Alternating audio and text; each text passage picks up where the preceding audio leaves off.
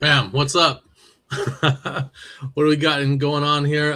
Welcome everybody. This is an all special one. We got Josh Howard up in here, man, which is I consider Josh one of the icons of the bad girl run of indie comics, man. So it's just awesome to have you here, dude. Let me see. We had you at IlCon, which was also something amazing. And I had a blast. Yeah, it was awesome. yeah, so people ask if we're going to do another one, and we don't know when, but we want to do something, and we're kind of trying to think outside the box as far as not just doing a typical show, doing something different. So I don't know. We'll see eventually and stuff. So yeah, we're here to talk about the Dead at 17 versus Zombie Tramp campaign that just launched today. When I promoted it, I said it was going to launch on Friday. So some people might look on Friday, but yeah, I want to jump right in and start talking about it and sharing it. Let me see here. Let's go straight into that.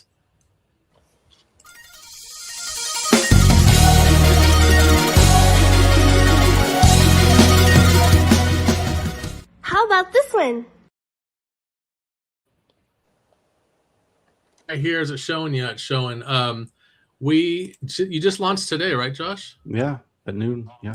Awesome, man. We're at 11K already, which is awesome. 203 backers. Is this campaign a 28-day or 29?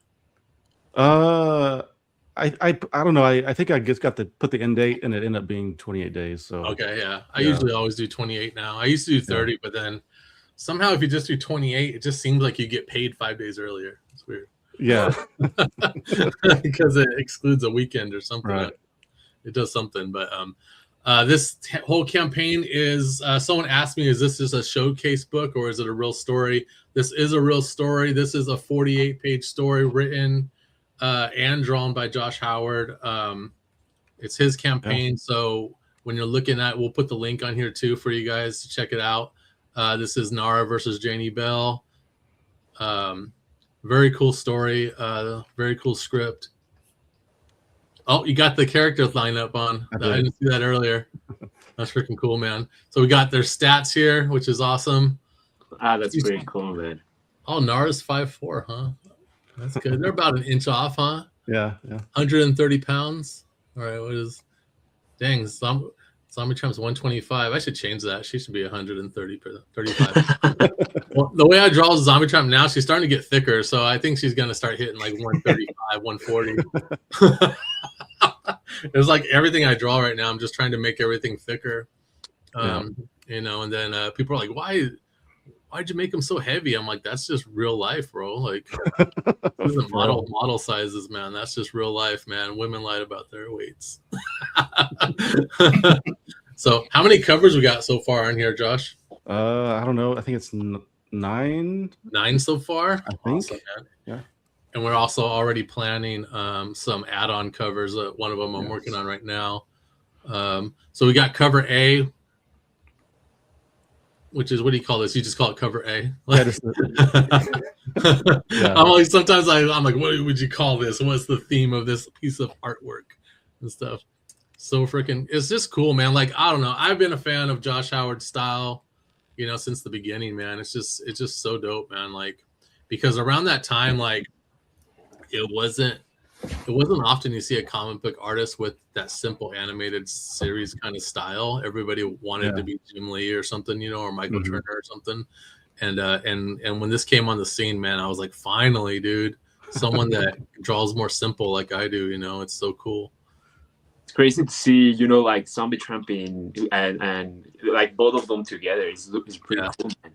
And just looking like this cover right here, this connecting cover, man, it looks so animated, dude. Like this is the character design for an animated series, man. Yeah, it was a lot of fun to draw, man. What drawing programs do you use, Josh? I've whittled down to just using Procreate pretty much now. Wow, that's what Drax uses. Procreate. It's pretty simple, right? It's like it's comfortable to use. Yeah. Oh. How many, about each drawing, how many layers are in one drawing? Whatever the max is. That's Drax. Drax, you do that too, huh? You max it? Yeah, we just talked about it last week. When I started though, I was so afraid of I was anti layers, and I would put everything on one layer for the longest time. Back when I would draw with a mouse too. I never used Oh, Cintiq or anything. So like, wow. yeah, Dude, You would that's draw like, with the mouse? oh shit, yeah. yeah. Not just color, but draw with the mouse. Damn. Wow, that's crazy, dude. Even in the part of coloring, you used to flat everything together. Yeah. It was ridiculous. That's crazy. Because I was self-taught on Photoshop, so I was just like winging it. I was like, layers, who needs them? Well, What makes you change now? Like, just getting older and more mature. I would have fixed too many mistakes. I was like, I gotta change this. This is ridiculous. So this is a connecting cover set for 45. I think it's just really cool, man. You can also just get one or the other for 25 each, and like I said before, this is a 40-page story, so it's the maximum you can go on a saddle stitch before it has to be square bound. So, well, pretty much. my printer that I was using, we were doing max 64 pages up until my last campaign, then they stopped because of me. Oh, really? Yeah, I've been told by a lot of printers, man. Like, once you can't go past 40 pages on a saddle stitch, man. And I remember the first Kickstarter I did when we started Still Ill was Sad Girl Psycho Baby, and I think that book was 38 pages or something. Uh-huh. And yeah, and they didn't know how to, they couldn't press it properly. It was just a big fat thing. Like it was like where like the spine was just a big old curve. It wasn't even sharp edged or nothing like that. Yeah. Is that Sad Girl 2? Isn't Sad Girl 2 fatter than 1? I don't know. I know that Sad Girl 1 through 4, they're all pretty fat. Like, so when we made the volume 1 and it's issue 1 through 4, that book is fat, dude. It's a beast, man. Well, I can picture the copies I have of issue number 2, and I feel like that's like the fattest book that I have. Wow. This is cover C1. I really like this one. This is that new thing you're doing where you try to do like an anime kind of style to it. Yeah. And it's been doing really well for you, right? Yeah. That's actually my roots. When I first started drawing, I was very heavily anime influenced. This was back when, like, this was mid 90s. Is this like the Dirty Pair era and the Appleseed era and all that? Right. Yeah, man, totally. And like, if you don't mind me asking, like, how does it feel to bring that, to be one of the first one bringing that art style to comics, right? Like, you kind of hit it in the nail, Now, I mean, I was, I mean, it was crazy because like no one knew how to categorize you back then. Yeah. I don't think they still do. They always say cartoony, right? Yeah. It's cartoony. That's just. But if you look at some of the older artists, like the legends, they would be considered cartoony now. The styles are like very simple, like a Tim Sale or something. You know what I mean? Like it's like cartoony stuff, dude. Yeah. So. Yeah, this is so great, man. One of the things I always like about your stuff is your cast light, dude. Like you always manage to squeeze some kind of pink in somewhere, dude. And it's just like these pink cast lights that you do, these like neon kind of cast lights, and it's just so nice, man. It just makes the thing jump. Yeah, thanks, man. It's really cool. And then this is so we're doing the on some of the variants, we're doing like kind of like a regular, and then for the risque, we're doing kind of like the battle damage. I don't know. I call it battle damage. What do you call it? That's what I call it. Yeah. Yeah, battle damage. Yeah. And that's like back when we did that book, Dollface. We would do the regular, and then we do the battle damage variants or whatever. So I really like this one. How the trim of Zombie Tramp's bra is like still there, like it's kind of funny, dude. Like the underboob and everything, right? Yeah, like the trim just stayed intact, dude. It's so cool. Really cool, man. And then that's the reward covers for Josh right here. And then we jumping into a couple covers that I did so far. And this isn't the end, guys. We got a couple more add-ons planned. We're just gonna knock out as many covers as we can. I think. I don't know. It's fun, dude. It's fun. Nara's fun to draw. She's easy to draw. So I got this face-off cover I did. And then I did the battle damage variant. And You then, re- did you guys have already teased this on socials, like in Facebook and stuff?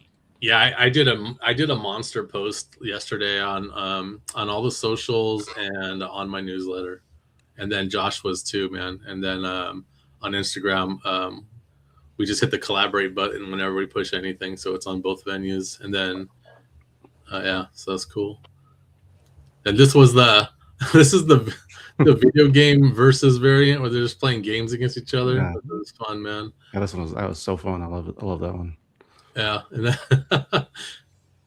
it's so funny, dude. And yeah, I didn't think this one needed a battle damage, so it's not like it just is what it is. You know what I mean? So cool.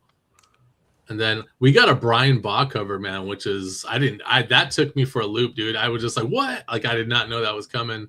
So it's really cool to see. I always like Brian Baugh's stuff, man, with Wolf and Batsy and all that, you know? Yeah. We've been friends for a long time, and it's it takes some convincing to get him to do stuff because he's a we're all weird in our own ways. Yeah. So, but I convinced him, so I was so happy. Yeah. Yeah, this is really cool, man. It was a nice surprise for me, man. Dude, it's crazy the details with all the pumpkins. Yeah. Brian Baugh's style is very very 70s and EC horror, yeah. The way he lays in like the thick lines of the ink and all that stuff is just really cool, man. Yeah. That's awesome. And then a couple add-ons. These are kind of like your back issues, right, Josh? This is the one I just crowdfunded like a few months ago. This is the new #1 for Dead of 17, the new reboot. So yeah, this is all you need to like get caught up. You don't have to read all the old stuff if you don't want to. Oh, I'm gonna pull something up, but we'll talk. I gotta write. I'm gonna pull it up so I don't forget. So talk amongst yourselves. Okay. So this is coffee talk. Yeah. Give me a topic. Yes. So yes, just a few preview pages. So yeah. So if you have not read Dead of 17, this is all you need to get caught up at the moment. A question for you: are you, before this campaign ends, will we see any preview interior pages of this story? Yes. Hell yeah, dude. Exciting. Yes. Exciting, man. Let's see. Pictures. For the people in the background that haven't read Dead at 17, what will be like the synopsis of it? So basically this young girl starts having these, visions and stuff and writes stuff in her diary that's like weird language, and then she ends up being the target of this cult, and they sacrifice her to a demon, to possess her body, but it turns out she's not so easily killable. So she comes back, and then this story actually takes place like 20 years after that, after she's been on the run for 20 years, and it's sort of like the past catching up to her, the cult catching up to her, and sort of what happens from there, and why she is who she is, and all that stuff. So I like how all this time has passed, and like she's like a waitress somewhere, and is she going to be more like a wanderer, where she's kind of like just traveling job to job, Bruce Banner kind of stuff? A little bit, yeah. I mean, that's sort of so the crossover is set 5 years before this story. Okay, sweet. Yeah, before she's settled, she's still kind of wandering, and that's sort of where the crossover happens. Yeah, that makes sense. And are all the interiors by you, Josh, on the new book? Yes. Okay. Yes. That's the most thing I'm excited for, man. I got myself we got a Zombie Tramp interior completely drawn by Josh Howard, man. It's just really cool. That's kind of something that when we were with that other publisher, I was pushing for. We got some covers from you back then, but I was always pushing for it, but they just weren't that cool. So they were. We got acrylic stands. Is this the first time you've done acrylic stands? It is. Man, I'm excited for it, dude. Yeah, acrylic stands, man. I love making acrylic stands. I got 3 shelves full of acrylic stands that we've made over the years, man. It's insane. I think I got like 40 to 50 acrylic stands already done throughout the years, and just like I always got to do acrylic stands for shows. I mean, for each campaign. So, how tall will these be? Do you know yet? I think around 6 inches. Perfect. Is that about the standard? Yeah, I always do 6 inches. Bill, are yours going to be 6 inches? Yeah, they're just a little bit over. Like, Perfect. you know, I just sent her the files. Okay. Sent her your reference, and I sent her the files. And when she responded, she had already mocked them up, so they're about like 6 1/5, which is fine with me. Yeah, their turnaround time is awesome, man. And one time I told them, I'm like, man, that was so quick. I go, you guys are. I go, that was so quick. And then I go, you guys. And then I said, you guys are great or something. And she said, yeah, we're absolutely the best. I was like, geez, man. Okay, that's cool. So yeah, your add-on sticker set. This is be about the same size, or like 5-inch stickers, or Something like that, yeah. something like that. Yeah. 4 or 5, yeah. Whenever I make a sticker on a campaign, I'm always like, how tall should I make it? And I go and get my ruler, dude. And I look and I'm like, I think the sticker should be this big, and I make the size. Yeah. And stuff. This is what's awesome, man. Every campaign you do, you always put your originals out, man. And this is awesome, man. Look at that, dude. And what a deal, dude. $350 for this. And do you draw everything digitally, or it's like you just start and ink everything? I do it digitally first, but then I put them on paper. That's Nice. nice. Nice. Yeah, look at that, dude. That's so. Oh, bro, your inks are beautiful, dude. Thank you. Yeah, your line weight, dude. Your line weight's always been great. And you're self-taught, right? Yeah. Wow, dude. That's so freaking cool. What was your favorite how to draw book? I didn't like any of them. Oh, yeah, really? That's awesome. Yeah, because like I got them when I was young, and I didn't understand the circles and all. I was like, why? And so I just never. I was like, I was figuring this out myself. I just looked at comic books and stuff like that. So, The Marvel Way book, it was the perspective section that really just fucking floored me. Like, I couldn't wrap my head around it. It seemed so simple. I remember, after high school, I would just go to different city colleges and stuff and just take art classes. And I remember one day, man, in perspective, I took a perspective class, and it just blew my mind, dude. Where when the class was over, I was driving home, dude, and all I could see was vanishing points and like lines, dude. I'm just like, what? This is nuts, dude. Everything it was crazy. And then you went home and watched the movie Vanishing Point. Yeah, exactly. Man, that's 1, 2, 3, 4, 5 originals, dude. That's so freaking cool, man. Are any of these sold out yet? You know, I don't know. You haven't looked? I haven't looked. I think they are. Dude, I obsess over that stuff. I gotta look at. Yeah, those are criminally underpriced. Yeah, yeah. Digital add-ons, man. Someone asked a question on my fan page on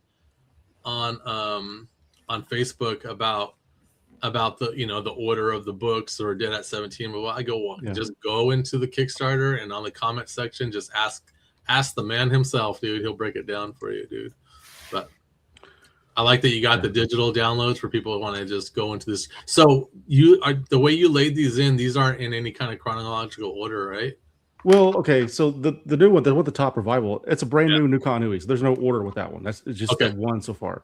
The other one is just the original series. It's original series. Yeah. So if you want to go back and read that, you can, but it's not required. When you did the reboot, dude, like it still ties in with the original, man. And I really like you still tied it in, dude. And it was really cool, man. It was like you're just, let's put it from a different perspective. Yeah, if you've read it, you get more out of it for sure. Yeah. But, yeah.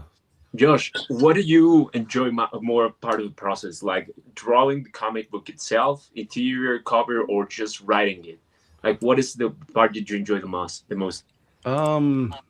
Honestly, the writing, I think. Yeah. I want to share one more screen. Bringing the story to life. It's more Get thinking of the ideas. We'll go back to the Kickstarter in a second, but I wanted to share this page right here. This page blew my mind, dude. This right here. You see that? That was just that's a sweet page, dude. You tied in like basically alternate realities of Nara, and it was like this one right here. This was you guys did a pilot, right, for a Dead at 17 series? Yeah, so like starting from left to right, that's the original black and white mini comic that I self-published in the 90s. Yeah. The next one is like this the main series, the comic. Yeah, the next one it was the live action short film that we did. And then the next one is the novel I wrote, that's sort of like from the novel version. Wow. And the last one is from the reboot. So yeah, that was nuts, dude. This page, this was genius, dude. When you did this, I was like, this is freaking cool, man. Dude, and it's kind of like, how do you feel when you were working on it? It's like nostalgia or proud, or what was it like? This is pretty crazy. Yeah, I was like, wow, do I have that many versions? I was like, I guess I have my own multiverse. Yeah, it was like you made your own multiverse, basically, man. That's freaking cool, man. All right, let's go back to the Kickstarter. That's the thing I wanted to share before I forgot. So awesome, thanks. Because that page is just dope. Okay.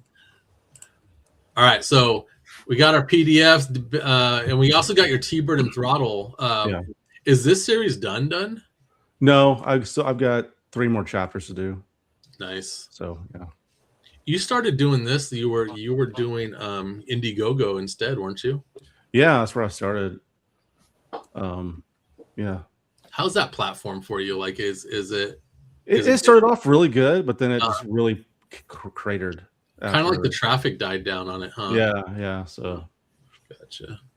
I don't know. I was scared of Kickstarter at first. I don't know why. It seemed like so big and intimidating. Yeah. Black Harvest, which is another good series that you did. Is this the remaster, dude, where you redid some of the panels, right? Yeah. That's freaking cool, man. That was a good idea. That's crazy, dude. Going back to old drawings, down. Well, the thing is, like, this book's been out of print for so long, and I was like, if I'm going to bring it back, I just kind of wanted to clean it up a little bit, because it's the thing about this book too is that it's in the same continuity as Dead at 17. It's in the same universe, or I should say. Oh, nice. So, yeah. So I'm actually planning on doing a crossover between the two down the line. So it's all about doing crossovers of your characters together, dude, because it's just kind of like, you don't have to pay nobody nothing. You just do it. How can we ask, like, who is she crossover with for that book? Oh, with this book? Yeah, the one you say, like, can you tease a little bit of it, or not yet? Oh, the Zombie Tramp one. Okay. Yeah, is that what you're talking about? I don't know. Maybe the Black Harvest, he said, is gonna cross over with. With Dead 17. Yeah, it's freaking cool, man. What about that book you did? It was Eve, I think it was called. Yeah, it's called The Lost Books of Eve. It's like an adventure of Eve. Lost Books of Eve was cool, man. Yeah, I need to do a remaster of that one too, because I actually didn't get to finish that book. Was that? Am I thinking wrong? But was it printed like oversized, or was that just sketchbooks? No, back when I was at Viper Comics, they printed their trades all small, like manga sized. Yeah. And then for people that are Josh Howard fans that see that you are doing this crossover, but they don't really know much about Zombie Tramp, you can get these back issue digitals. So this is Zombie Tramp Origins, which is like, oh man, I want to say like 30, 60, 90, over 100 pages, this one. And then same thing with this one. This one's probably about over 100 pages. And then this one would be about 75 pages. So what we did is that this is the original story that's black and white or whatever, and with a little bit of color. And then halfway through this second volume is when we got picked up for a monthly series. So around that time, we were with the publisher. So there's like from the end of this book to this volume 3, there's a gap. There's a gap of missing time. But yeah, we're working on filling that gap soon. But yeah, so yeah, this third volume is like basically the first volume from Still Ill Comics of her continued adventures, basically. So, and then stretch goals, man. 10K unlock Graveyard Girls trading cards. Heck yeah. Are we at 10K? We are. We're at 11, right? Yeah. Sweet. That's unlocked. and then you don't know what these next ones are going to be. Well, hopefully it's our Do you what come? we're working on. Yeah, the ones we work. Yeah, Yeah. they'll be like just the stretch goals Yeah. for add-on books. Yeah, awesome. But what about freebies? Have you thought about more freebies? Yes. Yeah. Yeah. More cards and stuff. Yeah. Okay, sweet, man. Yeah, we always like think about what can we make that's cool, that's a freebie, but it's also flat. Yeah. You know what I mean? It's just, Yep. And then, how'd you come up with your studio, How Rad Comics?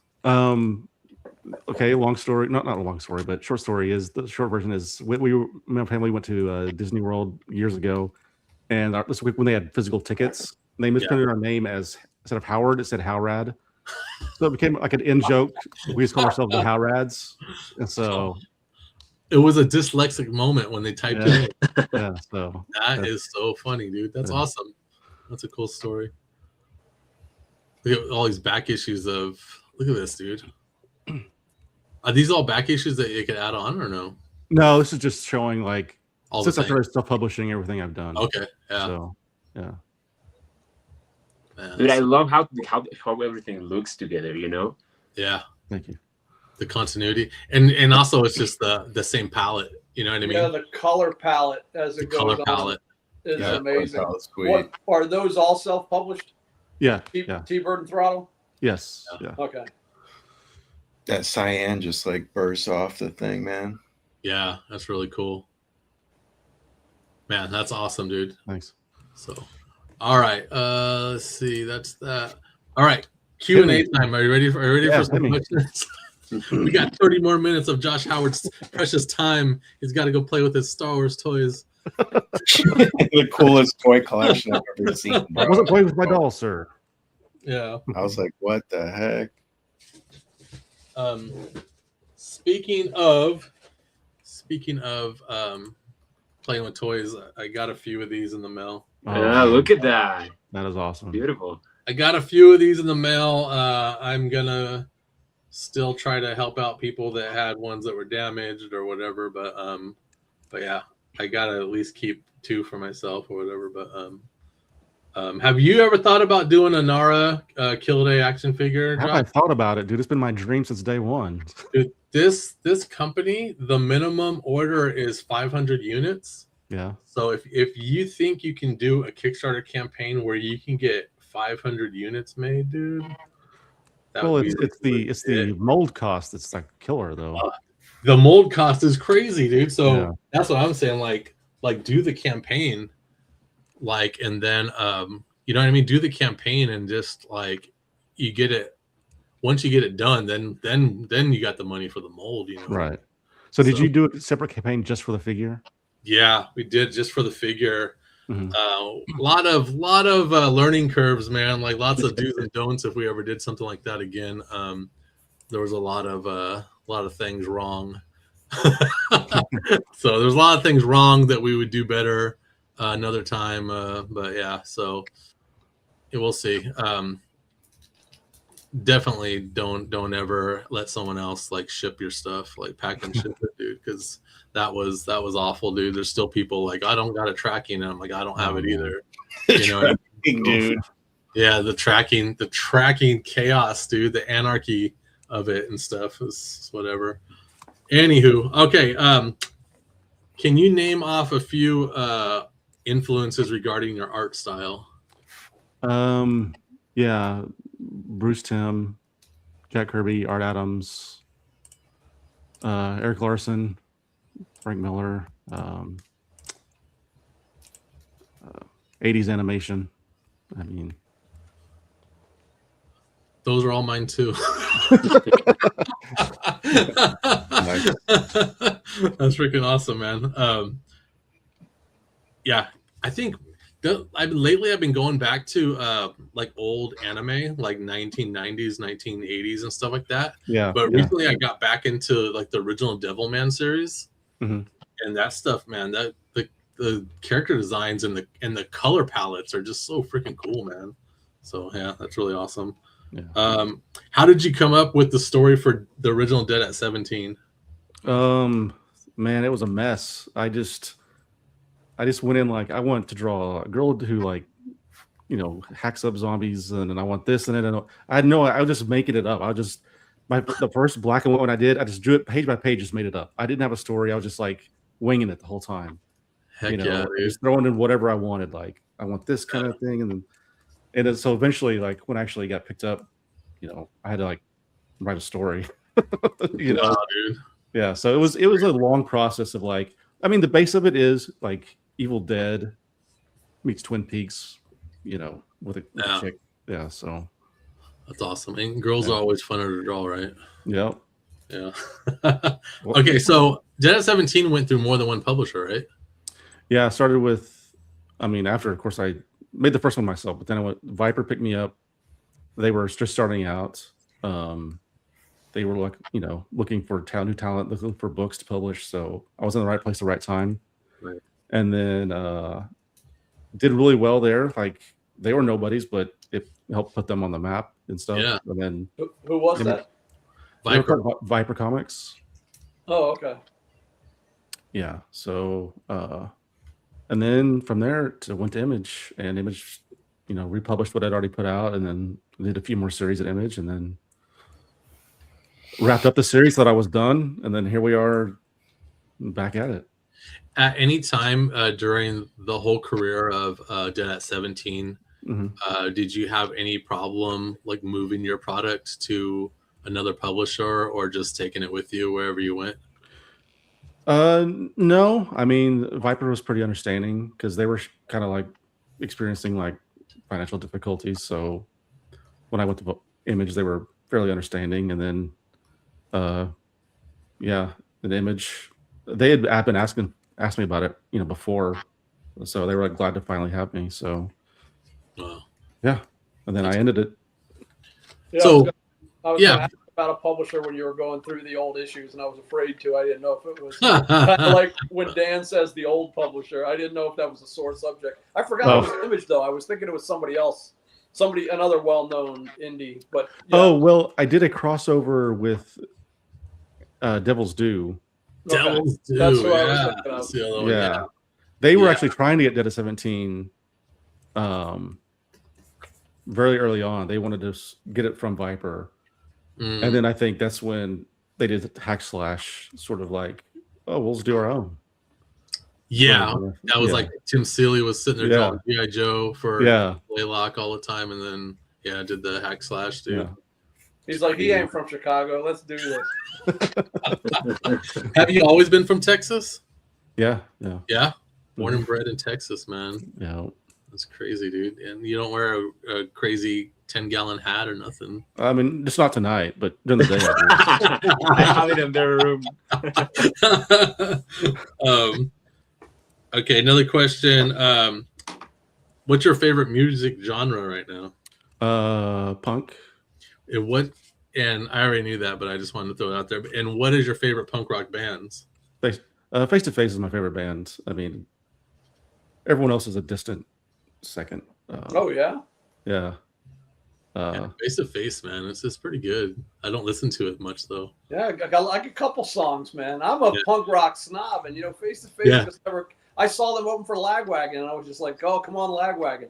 They got a couple songs I really dig, but they just never really connected. I don't know. Doesn't mean I'm right. Some bands, you connect with for whatever reasons, and they just, I don't know, musically and lyrically, it all speaks to me. So yeah, there are certainly bands that hit me at a certain time in life that if I heard them later, it would mean nothing. Or right. Yeah, I think bands come and go as far as how your life is going around that time and stuff like that. But there's always those ones that stick with you like for your whole life, For sure. Like I'm shit, man. I'm Dead Kennedys. Love me some Dead Kennedys, dude. Love some Circle Jerks and stuff. But yeah, it's things always come and go. Like I jump in and out of punk rock, dude, because I'm always jumping back into like new wave kind of stuff, Sometimes you have to do it, right? Yeah, depends on the day. Can I ask how old you are? Are you? I turned 50 this year. Oh, okay. He's 5'0". Nice, man. Yeah, I'm 51. So during the early 2000s, I did the whole emo phase, and then did the metal phase, you Nice. know, and so yeah. What were you listening to when you listened to metal? You guys probably don't even know. It's Demon Hunter is my favorite. Demon Hunter. Demon I've never Hunter. heard of it. Yeah. I know it now for an anime though. Yeah, Right, there's an anime. yeah, cartoon. yeah. The name's taken. Yeah, it's Yeah. What was your first published works ever? Was it Always Dead at 17, or was it I something? mean, yeah, officially, yeah. But when Viper hired me, they hired me to draw their book that they wrote, and it was called Rage. And it's never been released, but I did Yeah. like 3 issues of it. Diamond rejected it. That's why they said, I guess we're going to put out Dead at 17 because they don't like our stuff. So Interesting. yeah, That's crazy. I like that they have it and they don't publish it. yeah. So That's we got great. 3 issues that no one's ever seen. Wow. Did you have fun when you were working on them? Yeah, it was cool. Well, the good thing about it though is like that was my first time I'd ever colored digitally in Photoshop. So it was like me kind of going to school. I was able to learn on the job. So I learned a lot just from that job, even though no one ever saw it. You know, which is probably for the best actually. But That's like similar to you, Hondrax. Like there's something that you worked on that still hasn't been published on. Yeah, but that's why I was asking, because for me, it kind of teach me, the ropes of deadlines and how to play. You were talking about perspective a moment ago and stuff like that, how to figure out everything. And like you said, it's not like I'm proud of it and it's like my beginnings, but I see it now and it's like, oh shit, this is not good, it kind of sucks, but it's like it teaches you so much. So I think it was pretty cool to hear that too. yeah. Also in the comment section, if anybody wants to ask Josh a question, just throw it out there and I'll scroll back to look for question marks. Right now everybody's just chanting positive things, which is cool. Let's see. I think that might be it. That's all 8 questions already, dude. What the heck? Well, I was going to elaborate a little bit on the last one. I was talking about I had more unreleased work that I remembered. I have a graphic novel that I wrote for DC that has never been drawn or released that they bought from me. Wow. Yeah, They they bought my script for like $5,000 or something. And Go ahead. Oh, then I've inked an entire graphic novel at DC that they've never released. Jeez, dude. Dude, and was it one of your characters or was it like a character? The first one was something I wrote. The second one, no, it was not my characters. It was something that they gave me to ink. So yeah. James Rosansky says you definitely should do an action figure. Man, that is the dream. Believe me. I'll tell you one thing, man, and I'm not saying anything bad about nobody. Yeah. Okay. But if Tom Hutchinson can get funded for an action figure for one of his characters, you definitely can, dude. Well, let me ask you guys, just since so if you did a fully articulated, like, was it 6 inches? Is that how? Yes. Well, I've been thinking about doing, even though I'd love to do that. I was thinking about more practical, doing this kind of the retro 3 3/4 of the hardback and everything, and like retro style. I've been looking into that, and it's totally doable, and it's way cheaper to do, like, let's say just Star Wars style, where it's only like 5 points of articulation, but still do it 6 inch instead of the small Star Wars, whatever it was, 4.5 inch. But the thing is, it's hard to find manufacturers where I'm looking. They'll do that, but they won't do a blister pack. Like, it's still going to come in a box. You know what I mean? So, and that's one of the things. But on the plus side, it coming in a box instead of a blister pack, it gets damaged less when you ship. Right. Yeah. So that makes sense. It's not the same thing, though. Yeah. If you're going for the retro feel, you need the blister pack. Having a blister pack, man. I got like the Super 7 stuff. Yeah, I got that Art the Clown that came in a blister pack, dude. And that thing's so awesome, man. Like, you get it wet in water, it gets bloody, and all kinds of cool little gimmicks and stuff like that. Dude, when I was little, like the type of blister pack toys that they sold, it was kind of like Star Wars toys, and they had a comic book in the back, in the blister pack. Yeah. And I know it's sacrilege, but I used to open them just to fucking read the book and play with it. That's how it was too with He-Man toys, man. Because He-Man toys, they came with a little comic book and stuff. That shit was exciting. and I got the book. They published it later. It's a big, thick Yeah. hardbound book of every single one of those short comics, man. And the artworks on a lot of those are great, dude. Yeah, it is. And that's why when we did the campaign for the Zombie Tramp action figure, Yeah. even though it didn't come with the figure, we made ashcan size like a short little story comic that went with the action figure theme, you know. Yeah, just for awesome. fun. So yeah, the first thing I had published was in the back of Savage Dragon when it was that contest to fight Savage Dragon. Oh, really? Yeah, I'm one of the runners up. that's crazy. I didn't knew that, man. Yeah, I have my issue where he signed it for me or whatever and stuff. For a while, that was like a thing. Like people at shows, people would bring me that Savage Dragon because I had that drawing in the back, and then I would just sign the back like where my drawing was or whatever. But were there ever any Dead at 17 sketch card sets? That seems like an indie product that somebody would have. Yep. There was. Yep. Was it Fivefinity? Yeah. Yes. Steve Frank? Huh? Was Steve Frank the guy?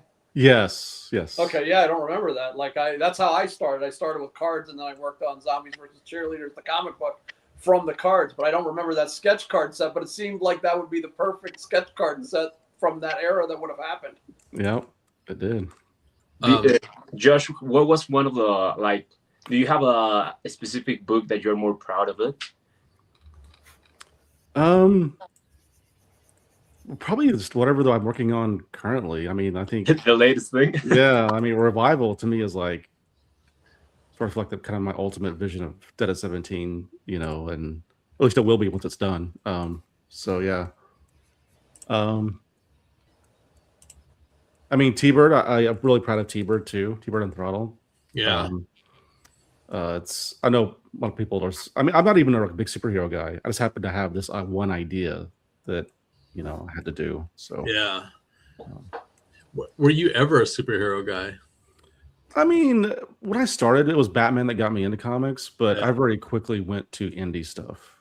Yeah, Like, I mean, I read X-Men stuff and all, but yeah, I was more like drawn to the weird offbeat stuff. FYI, guys, I went to a comic book store on Monday for the first time in a few years. And I gotta say, dude, it was garbage. I walked in and I looked at everything. I was in there for like a good 20 minutes or so, but it was all garbage, dude. It was like this it wasn't like a real comic book store, man. Like they had a back issue section where you're flipping through and everything was only like 3 years old, dude. I'm just like, what is this, dude? Yeah, it was garbage, man. It wasn't Wonder World Comics, was it? No, it wasn't. It wasn't Dennis's shop. No, it was just one that was down the street from I had to go to the chiropractor, and the shop was right across the street from. And I'm like, oh, I'm gonna go check out the comic book store. But go ahead. Since I moved, there's about 6 comic book stores that are all like within 30 minutes of each other. So I'm gonna check them all out because I'm pretty sure I could find a hardcore comic book store, man, where it just has tons of back issues, old books, old magazines, everything, man. That's what I'm looking for. Yeah, I was in Amsterdam, and I was like, I got to go to a comic shop. I got to find all these cool European things. I got to find all these indie things. And I walked in, and it was just all Diamond Distributors bullshit. It was the same stuff you get. It was the same stuff you would have seen at your local shop there in Michigan.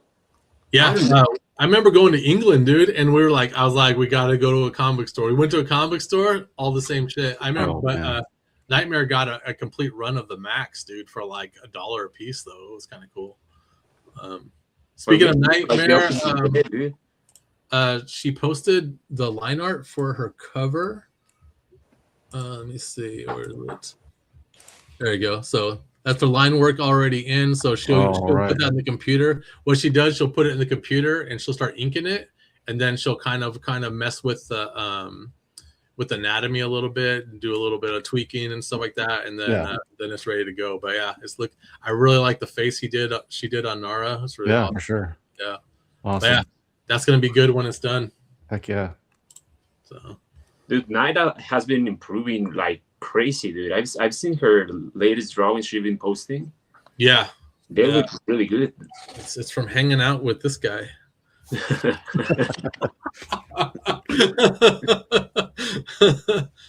So, do you know how many action figures that you own, Josh? Dear Lord, no. No way I can count. Like if you could see the rest of my every wall here is covered with figures. Like And is that Classic. your man cave? Dude, that's what you should do after the show is just try and count them all. you're welcome to come over and do that if you want. I'd do that. You can hang You out. know the most valuable one. Oh yeah. What's the most valuable, I'd need or a what's the most clicker. valuable to you? Yeah. Probably Yeah, but most valuable Boba Fett with the shooting rocket.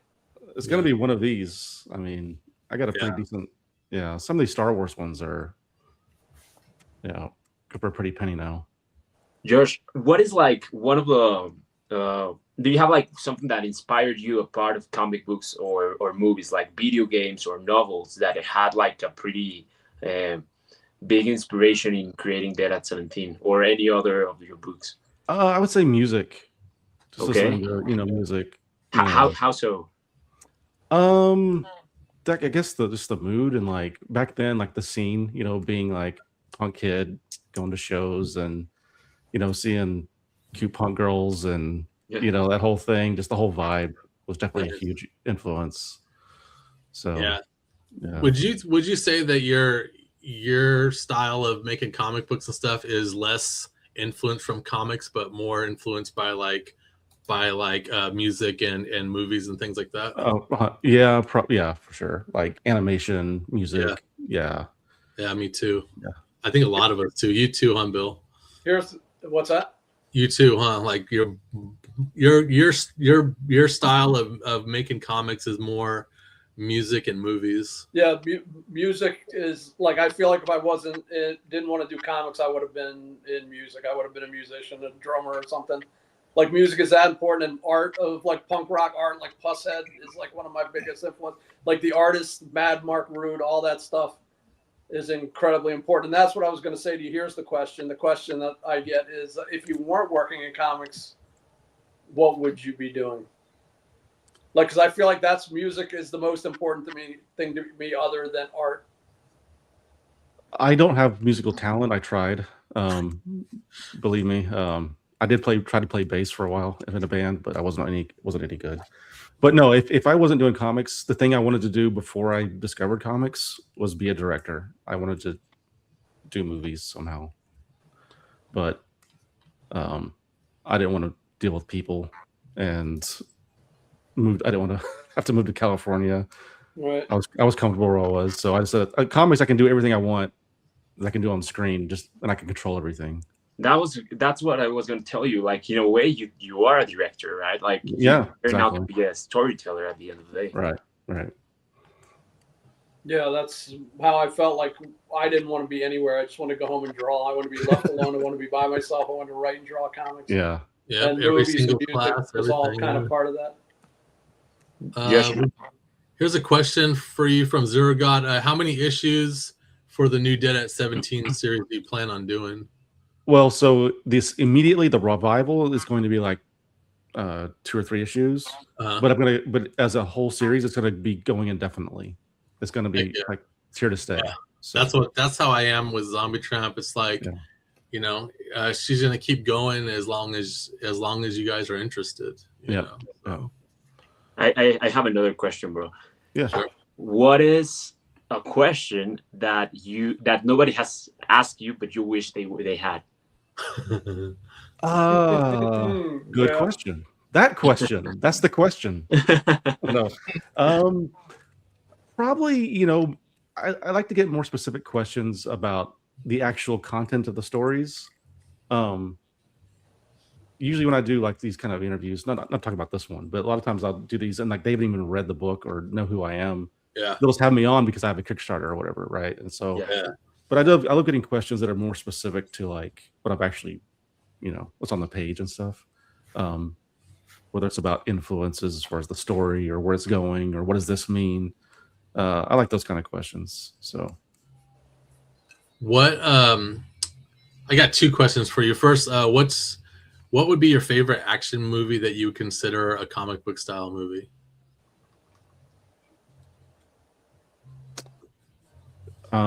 There's only one right answer to this.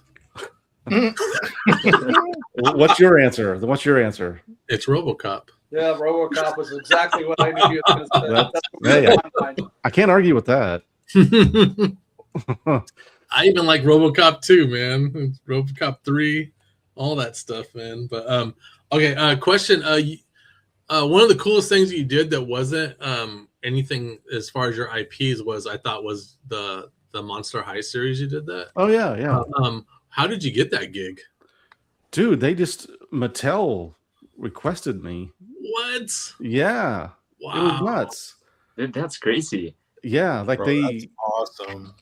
Yeah, it was wild. Like, because it was one of those things where it's like I would see those figures, those dolls, Yeah. and people would say, "Look, it looks like your art style." I was like, "Yeah, it looks," And then, what do you know? Like, I get contacted by the publisher they were using. They're like, "Hey, they've asked you if you want to draw Monster High," and I had to do a tryout, first, and I did like 3 test pages. They're like, "Okay, you're good." Did you think it was a hoax at first? Yeah, I mean, it's just kind of weird. Like, is this really Mattel? That kind of thing, Yeah. How many issues did you do for them? I just did it. It was a graphic novel, so it was like, I don't know, 100 pages. Yeah, it had a little bit of beef to it, dude, and it was manga size, wasn't it? Yeah. The size. Yeah, that's the job I was able to get a down payment for my house. So wow, dude. Holy shit! Damn. Yeah, it was awesome. Yeah. Do you ever plan to move? I'm open to it. Yeah. Oh, okay. I'm just saying because that's a lot of action figures to pack. Well, yeah. Okay. No, because I just moved recently. We just moved, and it was only like an hour and a half away from the other house. But yeah, man, every single action figure and everything, man, it was. Well, why'd you move? If you don't mind me asking. I mean, what happened? The family does not like the country. They are suburban girls. Okay. Man. So they want suburbia, dude. So all right. But dude, yeah, I'm with Nightmare on that one. Yeah, I like the solitude that I had. It was awesome, man. But now I got neighbors, and I see people like now that the weather's getting better, I could see people walking their dogs and going on bike rides and jogging. I'm like, because my office overlooks the whole neighborhood, so I'm just sitting there watching people. I'm just like, just judging them. You know? But you know what I mean? It's so funny, man. Like when the sun starts going down, I shut my curtains because that's around the time that people can see in. Oh, right. You know what I mean? So my walls are just like, busty comic book girl stuff, and I don't want to scare the neighbors and all that. But one of the greatest things about moving out here, I'm closer to Detroit. There's way more things to do, and the food is so damn good. Like, there's so many places that we're constantly looking for new places to eat, and it's almost always good. It's really cool. Yeah. Josh, do you have a favorite video game? I don't really play games. I did when I was a kid. I was with the first generation Nintendo and all that stuff, but like I didn't really have the game gene. I'm not good at games. The last game I played, and I played it just because I love the franchise, was the Ghostbusters video game. Oh, nice. Which one? The one where they got the cast back, and it was like basically like the third movie. Yeah. Yeah. That was really good. That was like what, 15 years ago? So that's the last game I played. That game was difficult, dude. Yeah. Wow, that's crazy. Any more questions? I think that's it for questions that I see. I'm gonna check Instagram because I can't see Instagram feeds. I gotta look back. Nope, it's just positive vibes, dude. That's dope. Awesome. So, but yeah, this campaign is 28 days.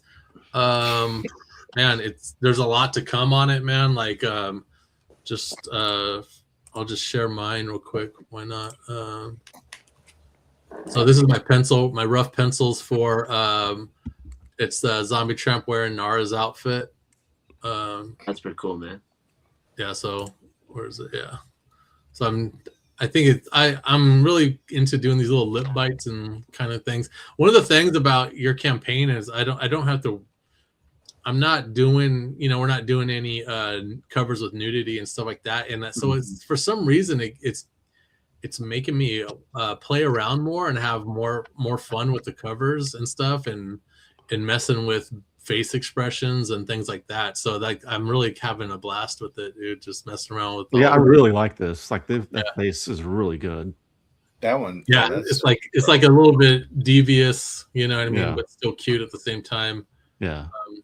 Yeah, one of the things when I do a cover, you gotta stand back and look at it, because you can like the drawing, but then you gotta look at it from a sales point and be like, hey, but are people gonna like it? Like, they're gonna find it visually appealing, So, Which one would you say it's a sell point for a cover? for me, like it's the The Chichonas. no, dude, not even that, but it's like J. Scott Campbell said a while back. He was talking about how it's no longer seeing if your cover looks good on a newsstand or on a comic book shelf. It's if your cover looks good on a cell phone. Yeah. And so that's why more things are less like full body shots and then more of like a zoomed in and stuff, because people are looking on it on like a little 6-inch screen. So that's like, I always kind of think about that now. Like, how does this look in someone's hand? But in a way, dude, that's what I think it's crazy, because in a way, because you have the cell phone so close to your face, you can zoom in all the time, right? Yeah, but a lot of people, when they're scrolling, they're not going to stop and zoom in. They're going to stop if it catches their eye, I never heard J. Scott Campbell that, but I said that years ago, like on Zombie Tramp, when I was going through that other publisher. I know the covers that I did that were the simplest ones, like the boldest, the devil horns, those sold better. And it seemed to me that people are ordering these on their phone. And when they're scrolled past, like I did a cover, had 4 people fighting and all this shit going on, and it didn't sell well, but something bold and simple, because people scroll, they don't even see it. They can't digest it. But if they can see something bold, shiny, and big, they go, what's that? And then they buy it. I think like there's something to the simplicity and boldness that is a selling point. I think when you said that, J. Scott Campbell was there, and he stole exactly what you said. Yeah. I don't know. That's weird, man. My approach is completely the opposite way. Like, I try not to focus on the pinup-y look and zoom in style. Like Dan always told me, go in close, keep the camera close to the character, right? But I was like, nah. Like lately, I've been pushing a little bit farther from the camera. Just to, get a little bit more storytelling or something. Drax, your stuff's gonna end up just being like a background in the back, and like way in the back. Dude, yeah, the character will be just in the corner. Yeah. One of the things is like not, like especially if you're the writer of the story is to not just doing a cool action pose or pin-up-y kind of cover, but to have something to do with the storyline. You know what I mean? I think that you still want it to tell a story, especially if it's just going to be like the main cover. You know what I mean? Of course. You can do a bunch of other covers. It's just fun pinups and stuff. But yeah, I kind of always try to think about that sometimes. I think that's part of the reason why Data 17 did so well at the beginning, is because I did very simple but bold covers when no one was doing that then. Because I was like, I can't compete with all these guys. I'm nobody, so I'm just gonna make bright colors. Very simple, and then like it worked. Like, Yeah, I think it's like less is more, dude. And the thing is having a simple cartoony style, you have to kind of go with that less is more. When Brian Pulido took interest in me, it was the weirdest thing because first I lived in Vegas and he lived in Arizona, and he just happened to be in Vegas for like a Misfits show or something. So he's like, hey, remember Bill, you were there. And then we all met up for lunch or whatever, and then we were just talking about art in general. And I remember his wife Fran was like, she's like, man, your stuff is so different than all the stuff that we've been putting out and stuff. And I was just telling him, just because it's just that simple style, man, where you have to kind of embrace the less is more, and it kind of stands out more. And then they had a Kickstarter party, and I drove to Arizona. It's like a 4-hour drive or something. I drove out there for the party, and he's showing off all these. He's like live on Facebook, whatever. He's like showing off all these covers, man. And it's like mine did not fit in at all, dude. Like everything was just like bam, like it was just like this long thing of of all these styles that match each other. Then all of a sudden there was this cartoony style that didn't have a lot of shading or nothing, you know, and it was just like I was just felt like an oddball. I was just like, this is kind of weird, but you know, it's at the same time it made me stand out more. So I thought that was if I look at it on a positive tip, you know what I mean? So yeah, I think that's a good thing. That if you could allow me, Dan, to continue with that, with both of you, like you, Josh, and Dan, like I feel like what you just said is kind of how do you guys feel that way? Because you guys were like, you weren't trained chasing, you know, you were like putting a new thing out there in the market and you know, giving people something that they didn't knew maybe that they wanted. So you kind of were the pioneers of stuff like that. So how was your experience doing that? Exactly, like putting your books with a different art style at that time. I don't know. How was your experience on that? Well, for me, part of it was just like I was just young and full of energy, and I didn't know any better. I was just like, "This is what I want to do." I didn't think really too deep about it. If I had, I think I would have been scared to death, you know. Yeah. But you're young, and you're just kind of like, I was just like, I wanted it so bad. Like all I wanted was to draw comics, like more than anything else. Yeah. And so like, I didn't really think about. Looking back, I was like, was I really ready? My stuff was so like primitive, but you know, it still worked because for whatever reason. Because you had the passion for it and you did what you wanted to do, and that's why it worked out. Instead of trying to do what you thought somebody else wanted you to do.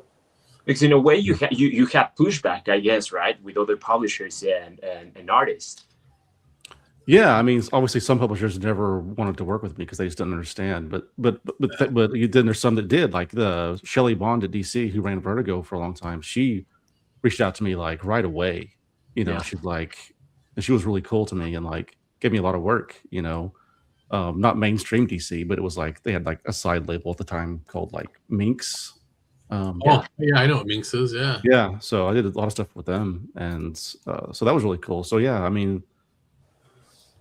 But you know, I never got a phone call from Marvel or anything like that. They never said anything. That was the thing too. Like, you know, that was my thing when I was in high school. Oh, I'm going to work for Marvel and stuff. Yeah, you know what I mean. And it was like pre-internet era, you know. So it was just like you just knew from those Visit with the Comic Book Great VHS tapes that were with McFarlane and Will Spartacio and all that stuff. Yeah, and they were just giving you tips, and they're like, here's where you send it to you do a demo.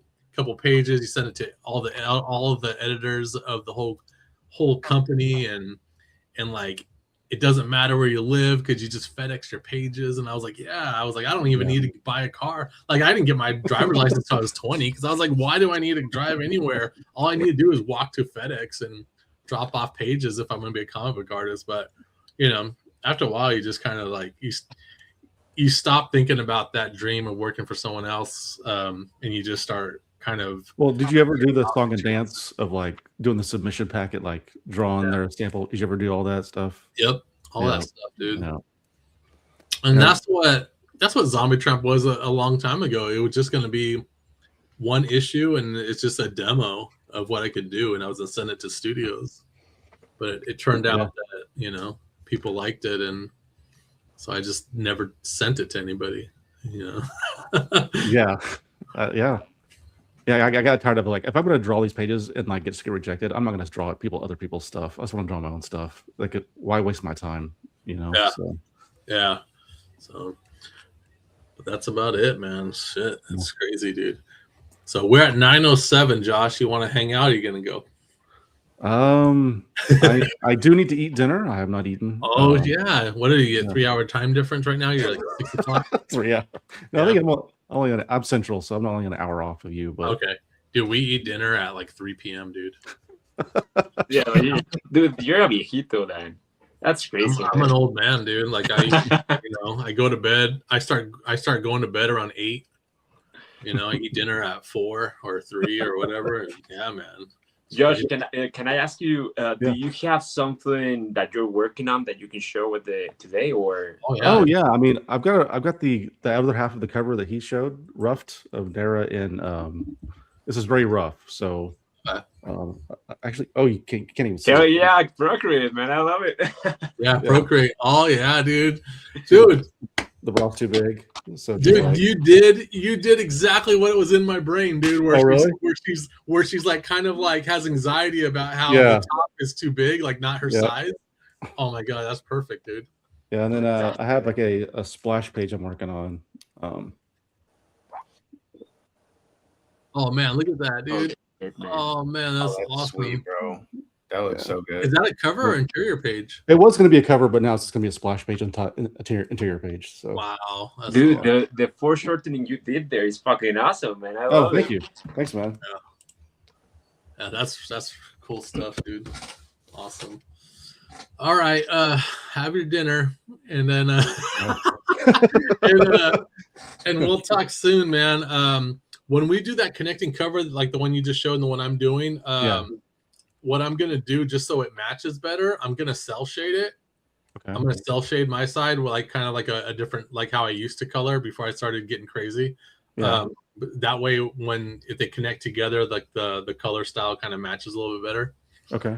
Stuff like that. But I don't know how you want to handle, like if I just give you the blank white background and if you wanted to just throw in some kind of wash or something that connects the two or something. Okay. You know, if that's cool with you. Yeah, that works. I like it, dude. Awesome. Awesome. So thanks for coming on, Josh Howard. Most importantly, thanks for doing this crossover, man. Dude, thank you for this asking me. Thank you for having me, dude. It's just been a pleasure. This is a fun project, man. I'm excited about it, dude. It's a bucket list thing. There's so many bucket list things I have that will never happen because studios are scared to touch my character because of the name. But yeah, man, thank you for letting this happen, dude. This is awesome, man. No, thank you, man. I really appreciate it. Nice Good hanging with you guys.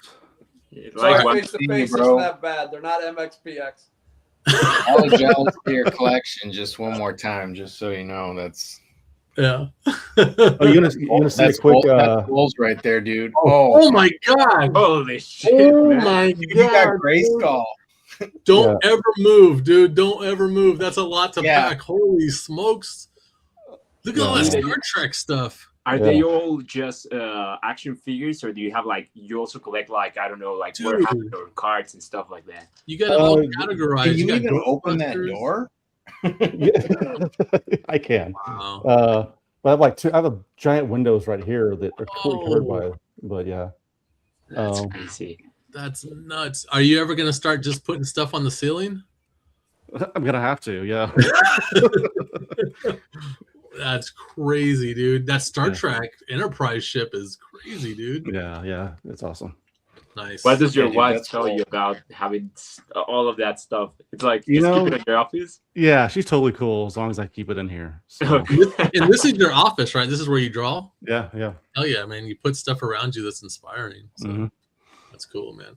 And that's the thing, dude. Look at you. What inspires you, dude? All these cool like IPs, but most importantly, that just toys, dude. So it's kind of like you gotta have a toy, bro. I do, man. Yeah, dude. Honestly, you of all people absolutely need a figure. Like you need a figure in there, bro. Like I do, man. You can't have that many figures and not have your own figure. Like. But it has to be the centerpiece. That's a necessity. Life and everything. I do have I'll show you. I have a custom that I made. I made this from like Marvel figures. Dude, that's sweet. That's so cool, man. Look at that. Yeah. Oh, that's badass, dude. So this is like a pair of jeans from some character. I think it was like Mary Jane or somebody. And then this is like the Wasp's head, I think. And just found an axe and then painted the shirt, and that was it. So perfect. It looks really like awesome. it looks like exactly like your character. That's crazy. That's the prototype right there. Yeah. But to get a toy done in your drawing style, man, it's just like it's a dude, I've got it all planned out. Like I know I can get like basically 2 figures out of one mold, and like because I have a friend who makes toys. Perfect. Yeah. And he's like been guiding me through it. I just got to get to the money. So yeah, making the mold's expensive. Dude. It is. It's crazy. Like if you can get a digital sculptor up on it, you know what I mean? Like that's very cost effective. And then after that, that's all you got, that digital sculpt that you could show off, and then you make that campaign and raise the funds to just pay for it all. And it's like, in a way, just be like, I don't plan to make any profit from this. Where you just like, just to pay for the toys for you guys, and to pay for the shipping and pay for the mold, because that's basically what it boils down to. Like when this campaign was finally done for the Zombie Tramp action figure, I think I was pretty gutted on the shipping and stuff like that, where it's just I don't see that it was very profitable at all, dude. Again with the shipping. But one of the craziest things, Josh, is that I never even saw the figure. Like, people were getting it, and then I went to Swornfest in Arizona, and that's the first time I saw my action figure, because before I've only seen it on the computer screen, so I can't even compare of how it looks in real life and the size and the height and everything. Yeah. But then some people brought it for me to sign the box, and then when you see it, like for real, and you see how small all the things are. Because first, like when you're on your computer, like, okay, it doesn't look too detailed. It looks good, but it doesn't look too detailed. But once you see how small it is, you're like, man, they detailed the crap out of it for being something so small, dude. But it's just a trip, dude, to see your character in a box, dude, just looking at you. It's a trip, man. I bet, man. That's awesome. Yeah. But I ain't twisting your arm, dude. I'm just saying it's fun. You don't have to twist my arm, dude. I don't care about making a dime off of it. I just want it to happen. So yeah, exactly, dude. It's just kind of like it. Like I said, it's just bucket list stuff, dude. Mm-hmm. Like the first Zombie Tramp statue, man. The first time I saw that was, I was constantly working. I had a day job, and I was constantly cranking out issues of Zombie Tramp, writing scripts, doing covers, all that stuff, and then meanwhile in the backstage they were making the statue, and I never seen it, dude. And then I remember finishing a work shift, and then this is when I lived in California, then drove to San Diego because it was gonna be San Diego Comic-Con, and they had already got my hotel room. So I just got, I got the key to my hotel room. I went in to my room to drop off my bag, and they left the statue right there on the counter. And dude, that was like a moment where I actually stopped to take a breath, dude, because I was constantly working and just gunning for everything, just never breathing, dude. And just that point where you had something made physical, like of your character, was really cool. So all those little moments, man, it's like those moments, they come and go like tears in the rain. Oh yeah. Well, dude, I remember the first time, just real quick, how when they were filming the short film, and like, because I didn't think it was, I think it was real. I was like, they're not really spending money on this. Yeah. And I get like pictures from the set. I'm like, oh my god, that's someone dressed as my character. Like, yeah. And then when I went to meet them and they showed me like the raw footage, I wanted to cry. It was like, that's got to be the one. It was just a short film, but it was like, to me, it was everything. It was just like, it is everything, dude. Not everyone has a male character, you know. Like, that is one of the craziest things. Like to see, like, man, I can't even imagine, dude. Like you got to experience something that's just so great. Like when there's like a real thing happening in like live action of your characters based on your stories, everything. And you see Nara with the red shirt and the axe, and you're just like, just someone dressed as them, and they're filming it. And that's a trip, dude. And you think about it, there's people who are rearranging their lives and spending money based on something that I did in my kitchen.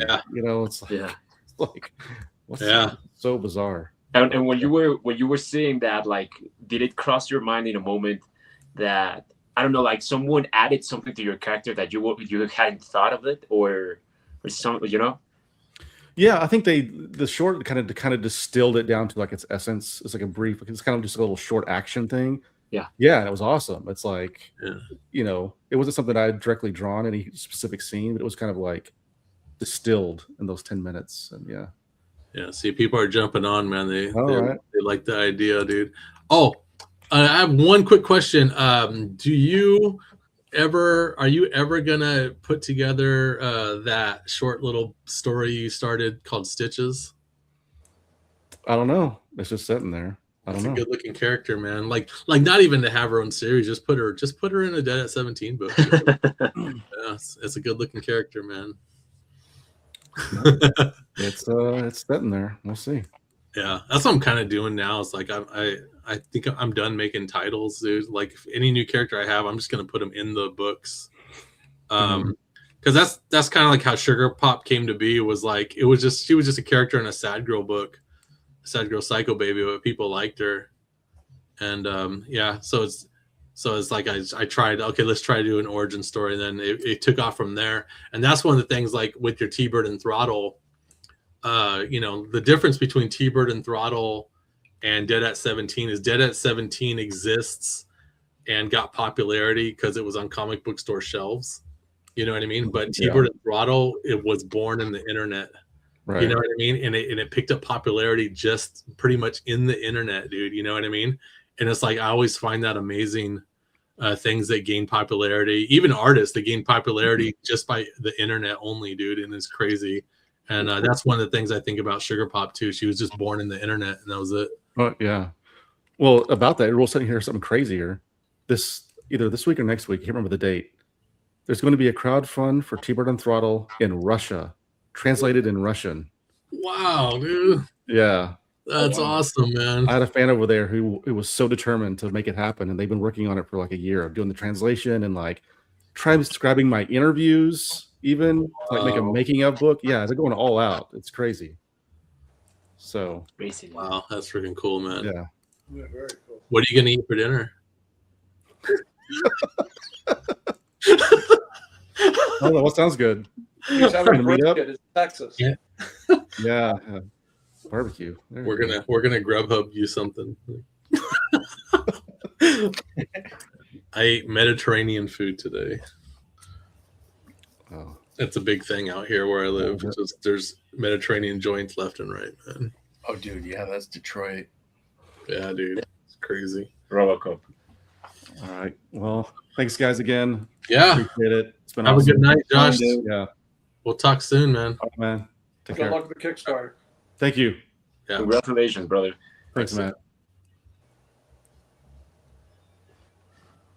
Boom, that was the great Josh Howard, guys. That's what is that? That's like 20 something years in the industry, man. That's crazy. Crazy, dude. That guy's got so many accomplishments. Yeah, that's freaking just real quick, let me see. Dude, all you guys make me feel like I really got to get my shit together, man. Get it That's all I'm together. thinking this Yeah. whole time, dude, is like, They- damn. He was talking about like that figure, and he was talking about his Dan's moment with the statue, and then Yeah. his moment with the film that they were making. I was like, well, I picked up a comic book from the printer one time, and I was like, I cried. No, that's a great moment too. This is That's- my great achievement, and that's what Yeah. I've done. I've published one comic book. But That's a great moment too, man. Yeah, I feel like It's not like you making go a through film or a stages. statue, though. Yeah, but you go through stages, like for me, Yeah. I've seen only one time a cosplayer more or less, dressing as a character that I redesigned, or the first time I pick up a book saw one of my books on a shelf, like just the cover, you go little by little, and I think it's crazy to hear you guys talking about that type of stuff, because it's like, dude, I haven't had that, but it's still an accomplishment. It's just I'm happy to hear that it happens for other creators, Yeah. Yeah, I just mean I'm catching myself. It's like I'm not. Yeah, this is but that's what I'm thinking in my head. I'm not adding to this. I'll say it when Josh is gone. But it's like, but the guy's done a lot. Yeah, Dan and he have both done a lot, and it's like, but that's what was going through my mind. But it was totally inappropriate for the moment. What do I want to show off? Oh, so here's just a couple other things I got going on. Speaking of Black Betty, it's Sean Gaverine's birthday today. Yeah, happy birthday, Sean Happy Gaverin, birthday. creator of Black Betty, writer of Puppet Master, all the good things. His campaign for the reboot of Black Betty is coming soon. I don't know if he picked a date yet, but yeah, there's my cover. Bill has a cover too. I should just pull that campaign up, I think. But Dude, I want to see those tattoos, man. I got a private. he showed me privately, so I don't think I can share it. But anyway, Come on, Sean, launch it. yeah. So there's my Razor cover. I think I showed that last week. Yeah, that's a good one. And then that plastic latex looks really good. oh yeah, Yeah, that color is awesome. The bluish gray and the The shiny. blue, the steel gray Yeah. is freaking sweet, bro. yeah, that's on my palette when I got that little page of palettes. I love this color, dude. I finally finished this cover that I started in December, but I just kept getting busy. So this is for Crypt Cuties for Zach. Zach. Yeah, what's Zach's last name? Petrie, right? Petrie, yeah. Yeah, is it Petrie or Petrie? I don't know 100%. Jack, I'm gonna say it's Petrie, but Yeah, the same Petri. Spanish band with Mexican accent, Petri. yeah, Petrie. But yeah. So yeah, this is the cover I finally finished. Nice and simple. Damn. Crazy those colors, man. Yeah. You're going Those nuts curves, with bro. especially with the hair color. I love it, man. When that's all. I'm really working on I'm really working on hair this year, man. I don't know, like I just want my hair game to be good, but and even when I'm doing the hair, I still don't know what I'm doing. Like it still doesn't make sense to me. Yeah. So eventually I want to get to the point where I'm intentionally putting things down and I know exactly why. And right now I don't know why. Has that point come like in everything else you do? Like for Yeah. you guys? Yeah, a lot of everything else, like I know exactly why I'm putting things in certain spots, and I know, and I can actually see it through. I could see things 3-dimensionally as I'm drawing it, so I know exactly what I'm doing. But hair, not yet, dude. I can't. Dude, for me, it's kind of like I'm always reconstructing the stuff, like deconstructing and reconstructing the way I approach a cover. Yeah. So it's kind of like I feel like I like to keep it that way, like stay in that mindset of figuring out shape. It keeps you innovating and stuff. But that's me. Like. What do you think about that stomach? Dude, you're going crazy. I'm actually starting to study your stomachs, man. Abdominal muscles on a female are different than a male's. Yeah. They run longer. Basically, muscles in general on a female run longer than a man's. But yeah, if you want to just put a little bit of tightness on a female stomach without overdoing it, it's kind of like you just do those side ripples, Yeah, kind of like instead of going round on the bottom of it, right? Yeah, don't make those individual abdomen bricks, like don't. Yeah. The bricks, dude. Yeah, those bricks are stupid, dude. Yeah, I only do bricks on a man, but dude, you got muscle. That one drawing you were doing just for fun that one day on stream, and that guy was just like yoked. Oh yeah. When he I had was like doing muscles like on top of muscles, dude. I was just like, even like on here, you can tell more in the nude version, but I even start putting like veins in the skin. Yeah, you know what I mean. It's just fun, dude. Yeah, Black Betty. But yeah, I just penciled this like 15 minutes before the show or something. So that thing's freaking awesome, dude. I can see. Dan, I just sent you the Sugar Pop cover. I'm okay. I'm Can I share it? Yeah, well, I mean it's your cover, man. Whatever you want. One of the things that I think Macomb's talking about is those Fists of the North. I was trying to draw like Fists of the North Star. What's that? It was when he was talking about how he just started drawing some guy all ripped and shit. Like, yeah, the guy was just beast mode, dude. Yeah, I'm terrible with like dude muscles, bro. I'm gonna study some of that stuff, bro. That was my first jam, dude. Like just studying like how Jim Lee and all these people did muscles, Yeah. And then and then drawing women was way harder, dude. Yeah, dude, that happened to me exactly the exact way, man. I had a problem with like I would kind of figure out how to draw a guy, and then after that I would try to learn how to draw a girl, and then after that I would have to relearn how to draw the guy, and then have to relearn how to draw the girl. Like it wasn't sinking in. Yeah. So it took a while, but I got it eventually. Dude, my dude looks so femme, dude. It's like so bad, bro. Like I have to really concentrate on getting some manly features going. For me, it's been like when I started actually drawing girls all the time was when I started working with you then. So it's kind of like nowadays when I go back and redraw guys, I kind of like be in a mood set, like I have to tell myself, to like you already know how to draw them, like because I start drawing them a little bit more feminine and like fuck, you already know this shit, just concentrate. Yeah, but it's fun, man. I can't find that drawing, dude. I'm gonna look for it. I'm gonna go crazy now if I don't know where it is. My bad. I don't even know what I called it.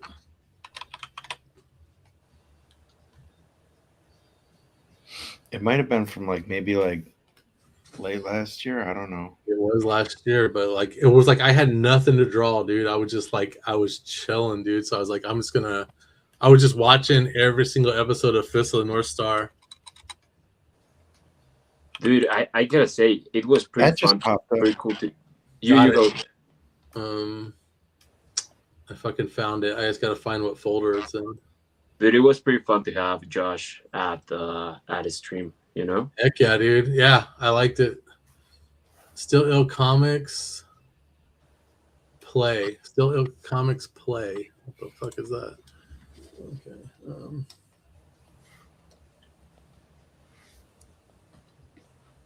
There's something called Play. Oh, I found it, dude. Yeah, this is when I was doing this shit. Look at. Yeah, bro. I'm just like messing around, dude. Like I'm trying to get that Fist of the North Star face. Yeah. But yeah, I'm just like, this is that. Dude, that's freaking awesome, dude. Yeah, that looks better than Fist of the North Star. The anatomy in Fist of the North Star is a little weird. Yeah, but this is the anatomy that I know. All shredded up. When I draw, not like Rambo 1, but Rambo 2. Yeah, this is the anatomy I just know. This is like when I draw a guy, this is like where I draw without thinking. It just looks like that, dude. It's just just give him 3 crosses down the middle of his stomach, and it looks like a ripped 6-pack. Oh, I know. So yeah, draw those like just X's. Yeah, look at this. That's the one I did. I think I did this one first, where I was trying to get the face just right. Yeah, I think that's the one I remember from the stream. Yeah. Did you just do another one off stream? Like I have to. It was another stream. So I did this one week where I was really I had the reference and everything, and I was trying to figure it out. But this one, you can see it looks better, but it's like I did it with no reference, and I did it where I just you know what I mean, where I'm just being more loose about it. Yeah, it just turned out better. So his face reminds me, like it looks abstract, like a face in Yellow Submarine. The hair and the eyebrows, not that one, but the other one for sure. That's hilarious, dude. It's like evil, like one of those evil characters in the Yellow Submarine, the cartoon. Yellow Submarine. Now, Peter Max was the artist on that. Bro, I have all the Yellow Submarine McFarlane figures. The McFarlane set. Yeah. I have no clue what is Yellow Submarine, man. I'm gonna tell you. I'm gonna tell you a secret about me. I can't stand the Beatles, dude.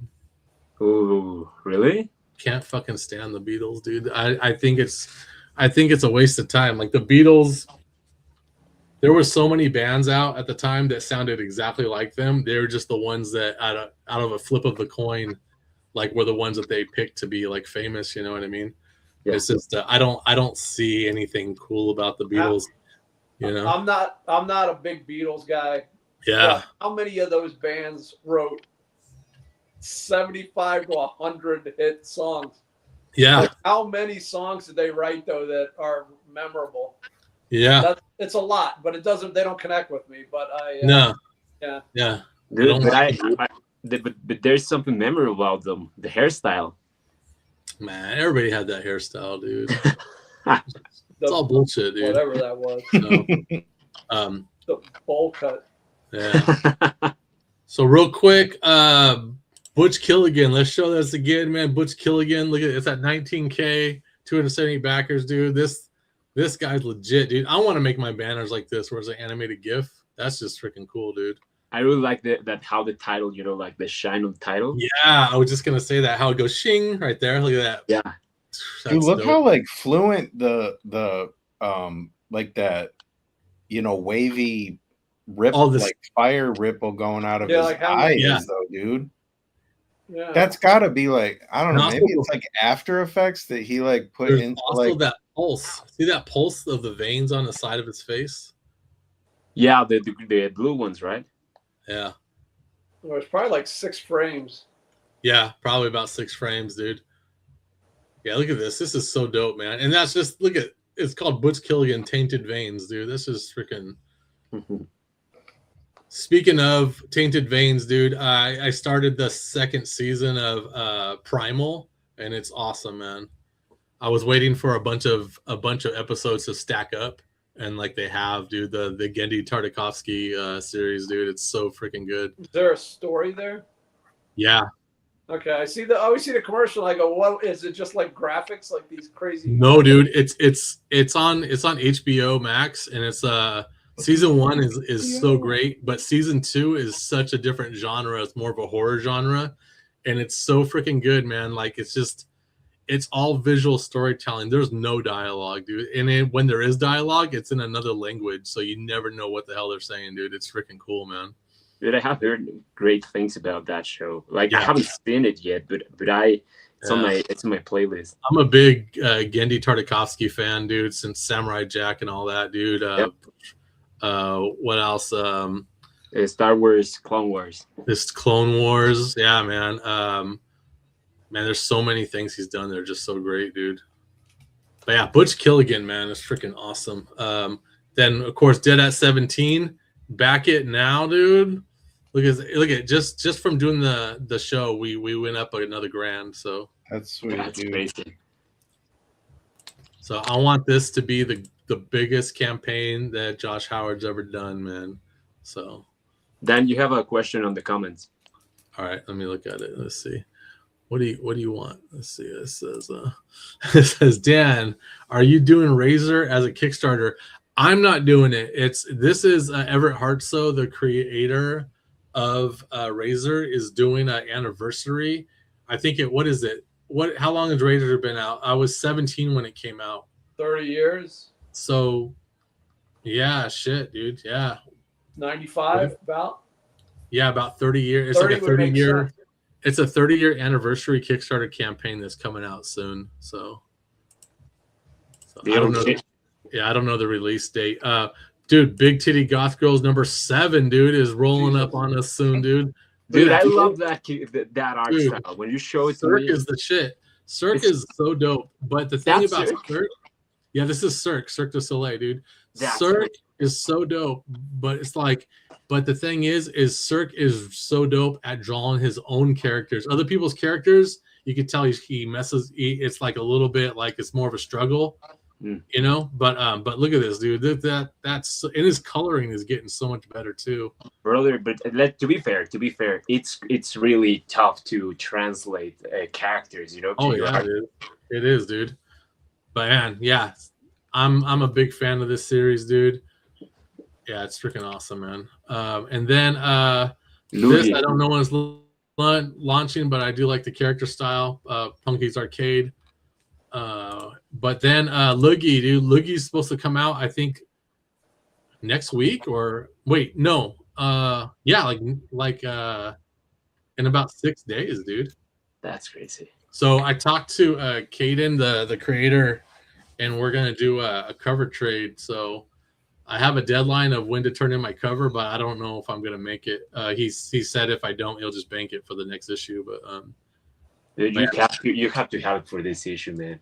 I know, dude. I know. So I got to see if I can get that. Right now, I'm working on getting Zombie Tramp 60 to get the lettering done. So that's the most important thing right now. I got to get that lettering done, man, so I can go to print. Yeah. But yeah, this is Loogie's a dope character. His artwork is so good. Murder Mary just dropped, I think. I like this yeah too. We got a Drax cover right here, right? I didn't know it. I think it's launching next week. Oh yeah, it hasn't launched yet. Look at that. I saw Mike tease the face. I knew that was you right away on the and what the book was. Yesterday, because of the eyes, right? You can just tell when you look at it, dude. The coloring and everything that's yours, dude. Yeah, it was a zoom up, close up on the face. And then also like your whole like thing of where you have to put the logo into the artwork. Dude, I love to do that shit. You know? Yeah, that's your jam, dude. That's what you like to do, man. I was actually gonna ask you if I should do that for this sugar pop, but I did left some space on the one I sent. All right, let's see this sugar pop. Oh my gosh, dude! Alexa Lowe turned in a sugar pop cover, and it's amazing, dude. Let me see. Are we checking it out today too? Yep, I'm gonna share it right now. I didn't even notice that she sent the high res. I gotta. Let me see. Look at that, dude. Oh shit, man! Isn't that dope? Yeah, it's beautiful. Alexa paints her covers, man. It's crazy. Yeah, she's all Procreate also, man. Yeah, I'm telling you, dude. Procreate is the shit. Yeah. And then the risque version's awesome. I'm not showing it here, but it's like the sword's all bloody and everything like that. It's really cool. Yeah. So let me see.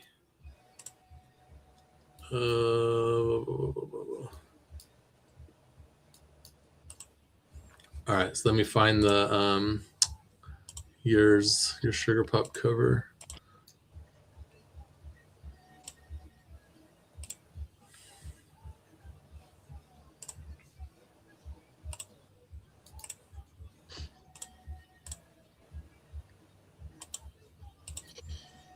So this is your layout with the. Yeah, that's cool, dude. Yeah, just do that, dude. That's fine. I wanted to go with something a little bit more cutesy, you know, just her. But I also tried to copy a little bit of the anatomy, the sunglass, and the height that you did with her. You know, a little bit more like not chubby, but a little bit more bulky. Yeah, she's thicker, dude. She's thicker, she's thicker everywhere, dude. Yeah, she's definitely like you couldn't take the Zombie Tramp mold action figure and make one of her. You have to do a whole new mold. She's shorter and thicker. Yeah.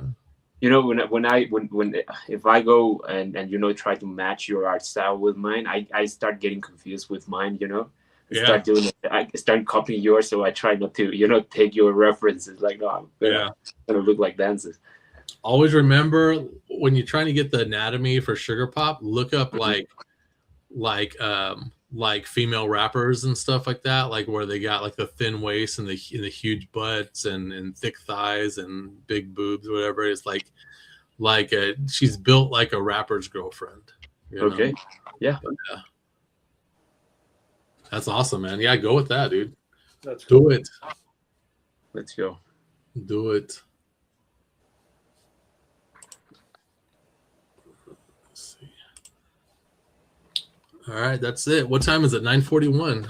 What do you guys got else to talk about? You guys gonna talk about the new Resident Evil game? Yes. Vio, what do you think? Holding back. I was giving you guys like a week to really get into it, but I've been wanting to write both of you tracks and build it, just see what you think, because I've been hearing like all these, people who do play it that say it's like one of the best ones ever. So I'd like to see what you think. I played it one night, and I got to the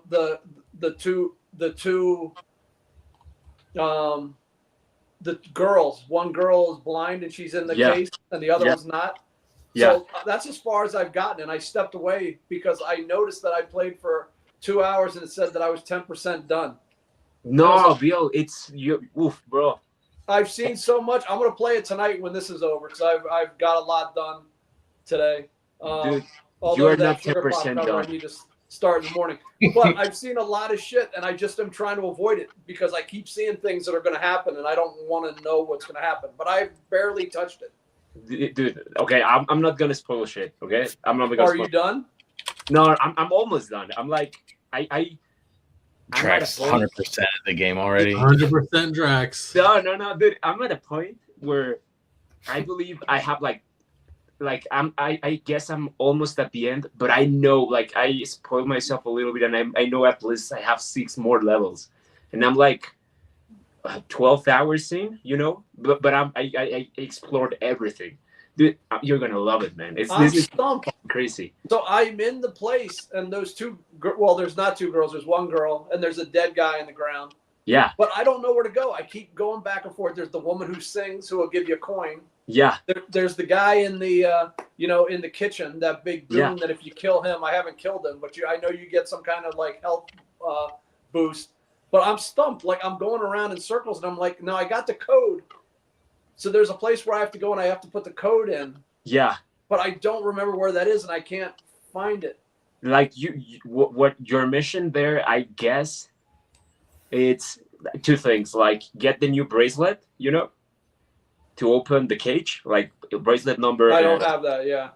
That's part of your mission, and the other one is you have to get a safe to open the like you have to open not the safe. It's kind of like a clock something with.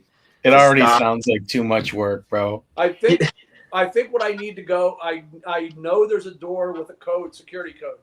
Yeah. And I have the security code, but I can't remember where that door is. Now that's when I gave up. I haven't given too much, but I'm like, I went up to the 3rd floor, went to the 2nd floor, went down to the lobby, and I'm like, where the fuck was that door? And then I'm like, I'm going to come back to this, and I haven't come back. I don't remember what code are you talking about.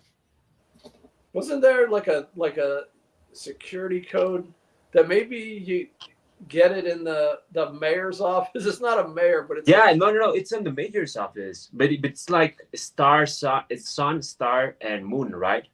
No, I defeated that, but what do you get when that opens?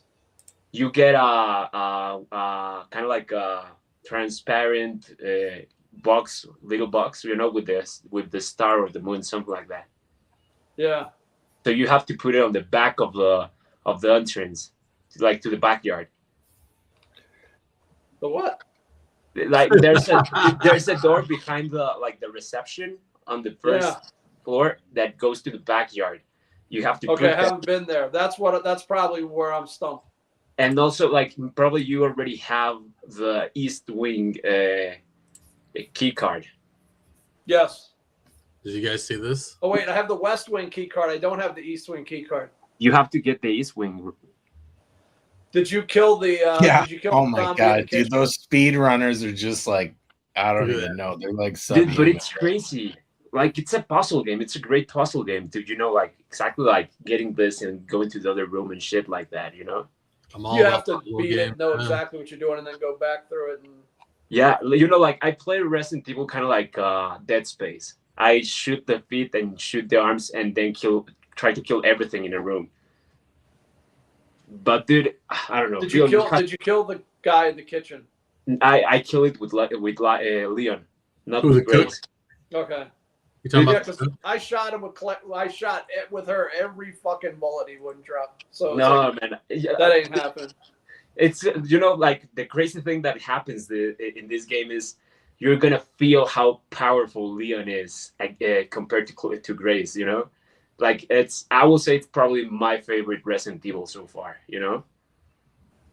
Yeah, I killed her. I killed the singing zombie. The singing Gave me chick? a coin. Yeah. This is. I would totally want to do a cosplay cover of this character, dude. The singing chick. Yeah. So dope, dude. She's like creepy that. as fuck. Are you when playing it? first come across her. Have I played it? Nope. Are you I just playing watch it, or are you videos. just like following No. the new? I don't got time to play video games, dude. Yeah, Yeah, you can play it. You can beat it in I'm an an hour and adult, 48 dude, with minutes. responsibilities. I know, it hear takes you. an hour and 48 minutes. You just proved it. You can do it. You With can do it during a lunch break. With that said, though, I did blow the dust off of Final Fantasy VII Remake to like hop back in. Did I you was like it? talking to the Hoovster on video. I think it was like Saturday night, and he was playing like Rebirth, and I was like, dude, you know, I'm gonna load up Final Fantasy VII Remake and just just chill, like see where I was and all that. And the load data, bro, it was from November of 2020 was when the last time I played that game. Shit, man. So I had like I was like, really? Like I thought that was like 2 years ago or something, dude. but I don't know if you remember. Like, did you play it, Drax or Bill? Yeah, I played the original only. I Just- played the okay. remake. Do you know in the remake the Hell House thing? Yeah, you're So I was- right there. I was like, that's like where I stopped. So like right when I started playing again, I didn't even know I had to play that Hell House thing. I was up till like 2 a.m. trying to beat that thing. I finally beat it. It took me like 4 times, but Dude, the Hell House is pretty difficult. Dan, you're gonna remember it. You remember when you're at the Dawn tournament, something on the regional one, and you have to go in that tournament against the house, like a giant house that sprouts like arms and fire or like breaks in half or something crazy. You remember that or not, Dan? What's up? Oh, I'm sorry. I'm reading the comments on Instagrams. Bopotamus has been dropping crazy comments, man. I'm gonna go back and read every single one real quick. Man, look at this shit. Oh, is she still on? She's probably the only one on. It's like, is Dan really live? Is that really Bill McKay? I'm freaking out now. Is this real? Wait, you guys, me and my best friend own most of your comics. Look at this. I have a Zombie Tramp figure. She's the one. There's more. Anyways, man, she's just blowing it up in here, dude. That's cool. She's commenting that she's still there. Okay, that If night you're still there, find us on YouTube, dude. So that's where the real feed's at, man. So we could see your comments and we can answer them. No offense, Dan, but your wife creates some magical shit. Thank you. And I wish I could see more Cannibal Kitten. She's actually working on some Cannibal Kitty stuff right now, dude. It's like so Cannibal Kitty comes out when Knight says so. It's not my character. I let go. Let it go. Let it go. smart. Yeah, so crazy. Hey, that night when we were talking and I screenshot Resident Evil right before it went live, Yeah. and I was playing, and I had sent that in the group chat, and I was playing when she's going through with the flashlight through the hotel, Yeah. and that was when Mike responded, and my messenger went bing, and I like fucking jumped. Dude, yeah. That I was the jump biggest scared jump Bill in the game, had nothing unintentionally. to do with the game. Dude, what do you think of the first section with the blind monster, dude? I thought it was super, like, when she breaks the light, I was just frustrated that she moved so slow. It's like, run, bitch, run. Yeah. That shit outside in the city was amazing. Like the fucking scenery when he's out in the city street, like the way the intro, walking down the street. Now, is the FBI so understaffed that they have this? The only person they have to send to investigate a murder is the girl whose mother was murdered in the very same hotel. Yeah, dude. But I think that was a setup. I think that. I'm sure it's I say that, but I know because that has to be. That doesn't seem. It seems kind of very unplausible.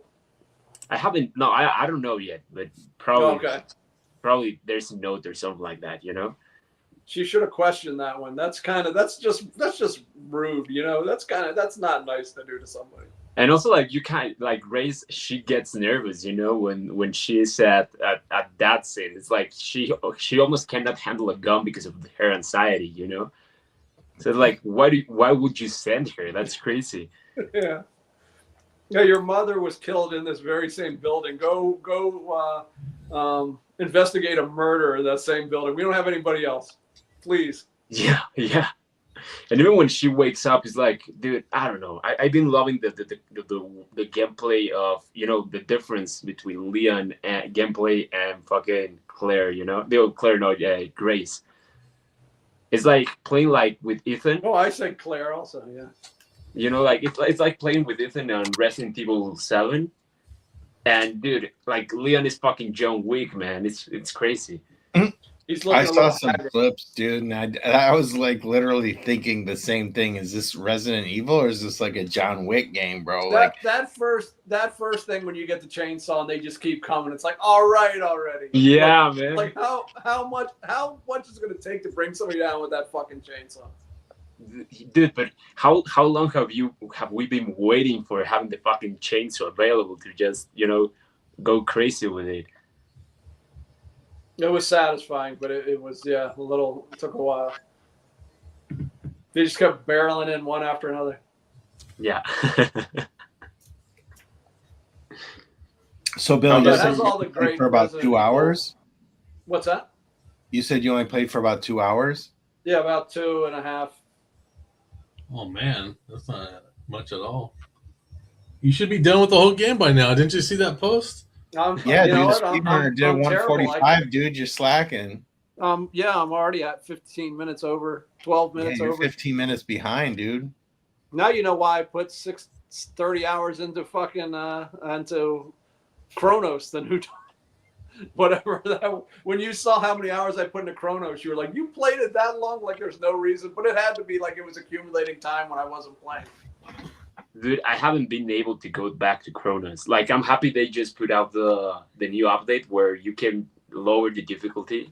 Like, I want to play that shit like Dead Space, going nuts and killing everyone, That's the greatest thing. That's the internet. When they posted that thing about how they gave it a new level so you can play it on a lower difficulty, and you tagged me so I'd read it, and every fucking comment on the thing was, "Oh, it's so easy already." Man, why? Everybody was like, that game's not difficult at all. You just gotta know what you're doing. It's like bullshit. Dude, it's bullshit. Like, if you're gonna play a horror survivor, you're looking to have fun and be a little bit challenging, right? But not Dark Souls. Like, it's crazy that the challenge on the Chronos game. Yeah, Dark Souls to me is too. Oh, Demon Souls, that piece of shit. Like that's a $60 to play 20 minutes over and over until you smash your TV. Dude, I told you, I love that game. Dude, Demon Souls? Dude, all of the Souls like It's so I beat unforgiving. But it's tedious because you got to do 20 things. But if you just misfire once, you got to that is not fucking fun. That's tedious. Bill, that's the point. It's an anime fight. When you barely fucking made it out of a boss fight, that's when you're like, yeah, fuck yeah, Not when the whole game's like that though, and you just can't make any progress. And you play for 4 hours, you do the same thing for, and it's like you make no progress whatsoever, and you walk away going, "Do I really want to come back and do that again tomorrow?" That is not enjoyable to me. Dude, I spent like when the DLC came out of Elden Ring, I spent like 3 days trying to get to the DLC because it's blocked behind the boss fight. So, dude, I spent 3 days just grinding the shit out of it, learning the moveset, changing my build just to be able to kill this guy and move forward. Dude, I was like, yeah, cinema. I was like, fuck yeah, man, I made it, So did you beat the DLC also? No, I haven't been able to. No, it's too difficult, man. Yeah, I tried Elden Ring a few times. I just got too frustrated with it. I'm sure I could have got it going. I traded it to a friend for something else. I was like, I'm not starting this a 4th time. I really don't. I've had enough. I know it's a good game. It's a really good game, man. You, Mike, do you guys have played something lately? Did you ever get any farther in Red Dead 2? No, I haven't played Red Dead in a month. And the last time I played, I only played for an hour, and I kept getting into fights on purpose, and it was crazy. That's the thing with Resident Evil. I know if I play it, I'm going to sit there for 3-4 hours. Whereas I've been playing Call of Duty because I can jump in for 10 minutes here and there. Yeah. So when I need to wind down, that's the thing for me, like to play video games and stuff. Like a game that I really want to play, I need to know that I'm going to be left alone for 3 to 4 hours, where no one's going to bother me for 3 to 4 hours, dude. Yeah, like Call of Duty. Like if I do the treadmill every day, and usually when I'm done with the treadmill, I'm like fucking got to catch my breath. And to me, that's like, you know what? Now it's 15 minutes to play Call of Duty. Catch your breath, have a Gatorade, some water. and then get back to work. But if I played Resident Evil, the whole day would be gone. I wouldn't get anything done. Yeah. So I'm waiting for those perfect times to be able to drop 3 hours here and there. Dude, Gatorade's gonna poison you, bro. Is Gatorade bad for health? Fuck yeah, dude. Nah, you know what? It was when I had my surgery. Like I had no energy, and they so I bought a bunch of Gatorade. They're like, just drink as much Gatorade as you can, but I don't plan on continuing, and I don't buy it regularly. Yeah. But it was just man. I needed the salt and I needed everything that the bad stuff also in my system. I You know just which one I love is the vitamin water. Those ones are kind of like they hydrate to you, but I feel like they don't have that much salt and stuff like that. nah, What is it's it? bad for you, bro. I don't think it's the salt as much as it's the active ingredient in It's not salt. antifreeze. Salt's not bad for you, dude. Too much salt is bad for you, but salt's not bad for you, dude. I drink salt every day, dude. I put natural Celtic salt in my water every day, dude. And but like too much salt's bad for you. Like if I have like Burger King or something, I'm fucked up, dude, because of all the salt in the meat and all the salt in the fries and stuff like that. Yeah. But it's like, so it's society lied to you about salt being bad for you and cholesterol being bad for you. Your brain is made of cholesterol, dude. It's like fucking Yup. bullshit. Like it's just, I could go on and on about it, dude. But man, it's a thing, man. Like it's to put blame on natural ingredients as something that's bad for you. Look at that product and look at the chemicals that are being put in it. And that's the shit you should be blaming that's fucking you up, dude. Like, Yeah, I said salt, but I just mean the whole fucking product. yeah, like things that have the word Dex in it, dude. Anything dextrose or anything with Dexter in it, dude, is gonna kill you. Dexter, bro. Dexter, bro. Like, but yeah, just glucose and sulfates and all that bullshit, dude. Well, that's the only thing my doctor used to always tell me. He didn't say don't drink. He always said don't drink sodas. Oh yeah, I haven't had soda. No, I don't drink either. I don't drink and I don't drink sodas. But I feel like most of the things on the States have like chemicals on them. Like even when I buy, I try to be really careful with the fruit I buy in the States because even avocados, I buy them and they're fucking plastic. Hey, if I go to a restaurant though, that's when I'm going to treat myself and have a Coke or a Sprite because I'd rather have a Coke and a Sprite than order a water that they're going to get out of a fucking tap in the back in the kitchen. Yeah. I don't know where that water's coming from when you get water at a restaurant. When I'm you not get ordering that, water in a restaurant. I when you usually get go that for it. Mexican Coke, dude. You get that Mexican Coke, Bill. Oh, that's the Oh best. fuck dude. yeah! Yeah. Dude, I'm going to treat you with some fresh vegetables when you guys come to Mexico. If you ever do, though. Dude, I don't go to Mexico, bro. What are you talking about? Bro, you should. It's great. Now the cartel's gonna get me, bro. I'm gonna go down to what was that? They're going to What was- slave you to draw chichonas, Yeah, I know. They're gonna force me at gunpoint to draw chichonas. Puerto Vallarta, right? Isn't that where the thing happened? In Puerto Vallarta and Jalisco. Well, it's the state of Jalisco. Okay, and that's like it's a That's crazy because Puerto Vallarta is a tourist area, bro. tourist spot, Yeah. right? Well, but it's right beside Guadalajara, and Guadalajara has always had a narco Yeah. stuff, Like even the cartel, it was named what was the name? Cartel de Guadalajara Nueva Generación, like new generation of Guadalajara cartel. Oh shit. So it's been kind of like always there, kind of like that, Yeah. Where was Fantasy Island?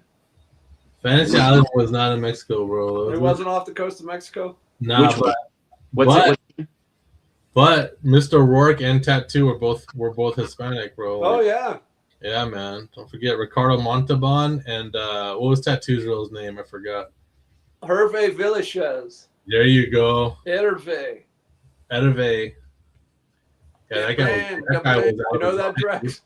mind. No. No, this is way before Drax's time, but yeah, that guy was out of his mind, dude. Tattoo. Yeah, there was a show in the 70s in the U.S. called Fantasy Island, and people would come to the Fantasy Island, and there was it sucks. You don't need to know. No, it's good, dude. It's good. Don't listen to him, dude. Think about this, Drag. Okay, it's you go to this island to seek out your fantasy, your greatest weekend ever, right? Like And like your king. you go to this island, and all of a sudden that fantasy comes true because Mr. Rourke, who's the host of the whole island, he's a warlock, dude, and he can make anything fucking happen, dude. And then he has a little henchman, this little midget dude, fucking Tattoo, and like that's his little henchman and shit. Did you ever see the episode where Tattoo gets in a car crash and he dies, dude? No, I don't remember any Dude. episode. Yeah, Tattoo died, man. It's crazy because Ricardo Montalban was a big dude, right? He was like what 6'5" or more, right? The actor And playing this guy. Yeah, so when Tattoo was in the hospital, he's like in a coma. I remember because he was a dwarf. So I remember when Ricardo Montalban was feeling all sad for his little friend, and he had his hand on him, dude, and his hand engulfed half of Tattoo, dude. That's how big he was, dude. I was like, I would watch that actually. Do Yeah. you know who Khan is in the Wrath of Khan, Drax? That's Yeah, Star Trek, right? Oh yeah, Yeah, Khan. That's is him. That's Ricardo Montalban. Oh, okay, wait. I know who he is, but I'm not a Star Trek fan. Like, I tried to watch the movies, and dude, I couldn't get past the first one. No, you don't watch the movies. You watch the series, bro. I know, bro. My dad tried to get us into Star Trek, my brothers and I, and we were like, because we love Star Wars, but we never buy with the Star Trek until the new, like the reboot movies. Yeah, the J. Abrams ones. Yeah, like they are shitty, but I was a kid, so it was like. You grew up during the shitty era of Star Trek. When I was a kid, was the original Star Trek. At least this, I was too young when it was originally on. But when I grew up, I knew that first series. I never liked the later ones, Picard and all that. Dude, but you got like the shit with the like the original cast and everything, right? The James Kirk, or what was his name? James Tiberius Kirk. Yeah. William Shatner. Dude, the guy I love is the actor that played Spock, man. That guy was shit, man. Yeah, Leonard Nimoy, man. Yeah, to me, that's the only Star Trek for me is the original series from the 60s. Because it was really deep when I was a kid, but then when I got older, it was so campy and cheesy. It had like two lives for me. It's still it's good storytelling, dude. Yeah, they still have some ideas there that were like revolutionary if you really get to the bottom of the moral of the story kind of thing. Yeah. But there's some Twilight Zones and stuff like that too that are just like really thought provoking that you don't get in TV these days. Yeah. I feel like you guys, like, even when I was little, there were things less censored, for kids. Like, they really allow you to think through stuff. Like, I remember even Star Wars, they used to cut hands and heads, and you as a kid didn't really process, the violence. But I feel like it allowed you to have more complex storytelling and more thoughtful, messaging, instead of being that, like, I don't know, like the range of anything. Like, I feel nowadays everything is just super censored. Rise of Skywalker, bro. It's like a perfect movie. Yeah. What is? I'm kidding. What's no. I thought you were saying the first one. No, the Rise of Skywalker. The Rise of Skywalker. Yeah, I was kidding. Which one is that? The first one of the new trilogy? Yeah, I was like, which one? No, is it's that? the last one, dude. Oh, the last one? No, the first one of the new trilogy was J. Abrams put that together, and it was cool, dude. Like, I saw promise in it, dude. And then I didn't think it was that bad. It just they kept handing it off to different people with their own ideas, and it just kept ruining it, dude. It's kind of like how Josh Howard says that when he first made Dead at 17, he had no end game. He was just writing it, making it up as he went along, and that's exactly what happened with that new Star Wars trilogy. People were just making that shit up as it went along. Like, J. Abrams did the first one, but he did a layout of how the other two went. Yeah, it was, and they killed the. They strayed from it because you get directors and producers with their own egos in that shit, and they want to make changes, and then you're stuck with a big mess. So then when you get to the third one, It's like, Jay Abrams, can you come back and fix this? And he's like, I'll do my best. So he did his best, dude. But it's it's just whatever. Yeah, I agree. Those came fell back. apart. I can't even remember the last two. They just were so dull, and I could care less. How amazing was the very first one, the one of the new trilogy? What's that chick's name? Ray? Yeah. At the very end, when she lands on that fucking island and Luke Skywalker is meditating and he stands up and she holds out fucking like Ben Kenobi's fucking lightsaber and he's looking at it and she's looking at him and it just cuts. That's the end of that episode. How amazing was that, dude? That Yeah, it was awesome, dude. It got you hyped.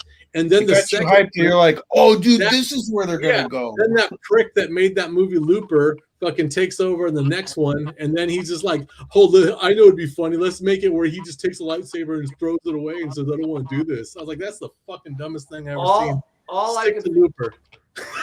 All I could think when you were saying that was how then Luke bites into that thing and it all drips down his fucking face. Like how stupid it got immediately when it picked up in the next film. Yeah, it's just garbage, dude. But the sad part is like they didn't even have to go to the sequels. Like I was good learning of stuff like my favorite Star Wars movie might be Star Wars Rogue. What was the name? Rogue One is one Rogue of the One. best. Is one of the best of the newer movies. It's perfect. It's solid, complete. When you watch Rogue One, when you walked out of that theater, you're like, I just saw a Star Wars movie, and it felt like Star Wars and everything. Yeah. It was amazing, dude. And it gave you the fan service, just enough fan service, like with the clips that fired you up for the franchise, but gave you a whole completely different story that was self-contained in one film. Dude, even the appearance of like that short scene where Darth Vader appears, and start killing everyone. Oh my gosh! At the very end, that's what was about the fan service. Dude, like me growing up seeing the old movies, I did like them, but I didn't like the action, and I didn't get like visually the threat that Darth Vader was. But when they put that together, it's like, okay, I now understand. Like even when you play, when you play Star Wars Fallen Order, a spoiler alert for everyone that is watching the stream. But at the end of the game, when you fight Darth Vader, don't ruin it. I only played Survivor. When at the end of the day, when you fight Darth Vader, it's when you get like, oh shit, I can like you feel like with Cal Kestis, you feel like a fucking machine killing everything, right? But by that point, and getting through Darth Vader is like, oh shit, I get why this guy is so dangerous, And I feel like they have been nailing Darth Vader in shitty products like Obi-Wan and stuff like that. Dude, Obi-Wan the series, dude. It was cool. It wasn't the greatest, but that scene when Darth Vader shows up and he just starts ripping that whole spaceship apart, dude, to get to them, dude. Oh my gosh, dude, that was a shit, man. He stopped that ship from leaving, and then he just started ripping the shingles off of it, dude. I was like, that's the shit, dude. Yeah, dude, but that's the thing. It's like they can make good products, Yeah, it's just. Well, Catherine Kennedy's leaving now, so she's done. Yeah. Yeah. No, like, and also like you can see things in the comic books now that is like they have so much great ideas, Yep. I don't know, like, dude, I don't know. You can have there's so much to explore in Star Wars, Yeah, Star Wars, man. You can go so many places with it, but it's no Star Trek, dude, I'll tell you that.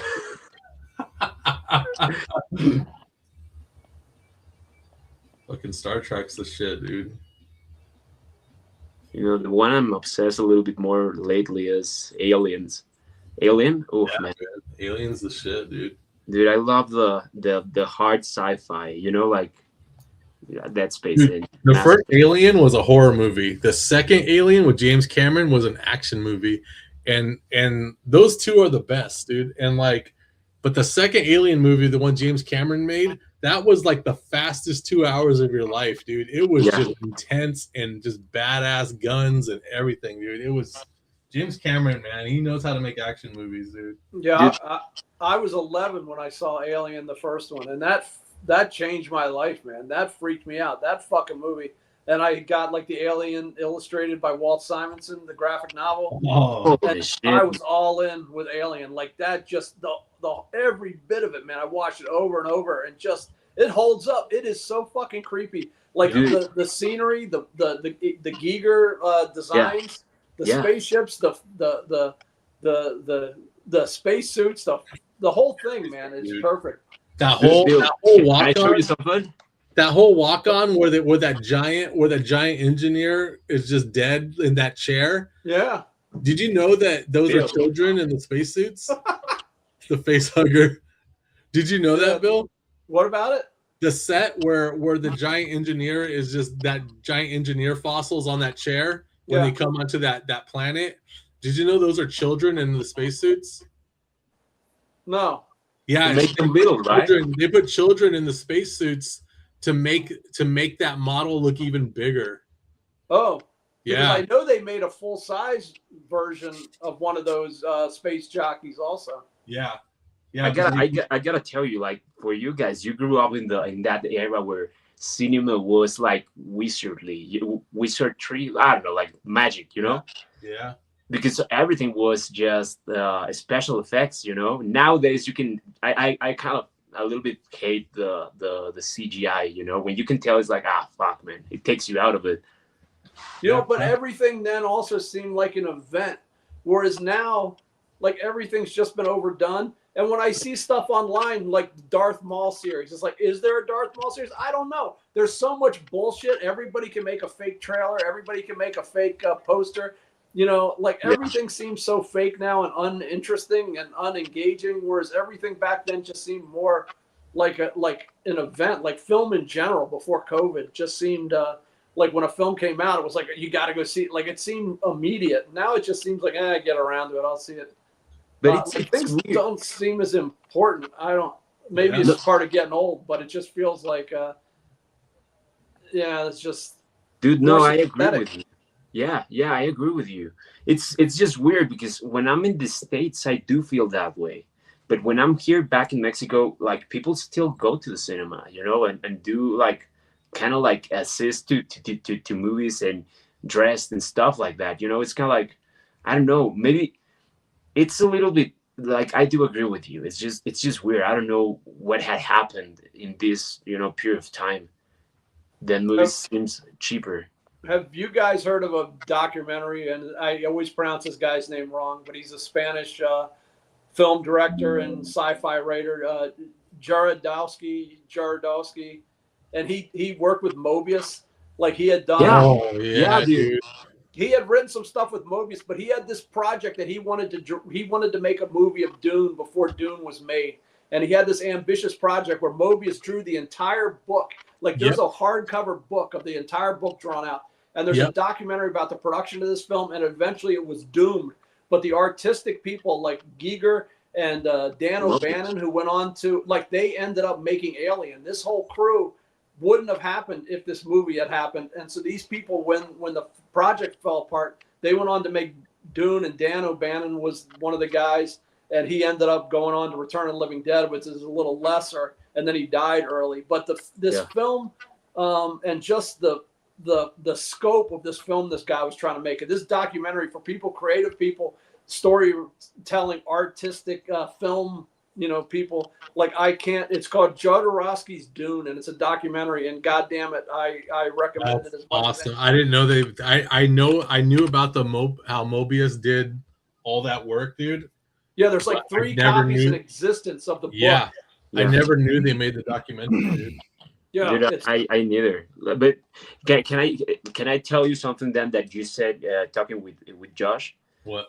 You said like I think it's a good thing that Bill mentioned Mobius, because you then mentioned like you were a fan of Josh when you were younger, and you know like you really like the simplicity of his work, you know, like more the cartoony thing, the simple art style against what everything was back then, right?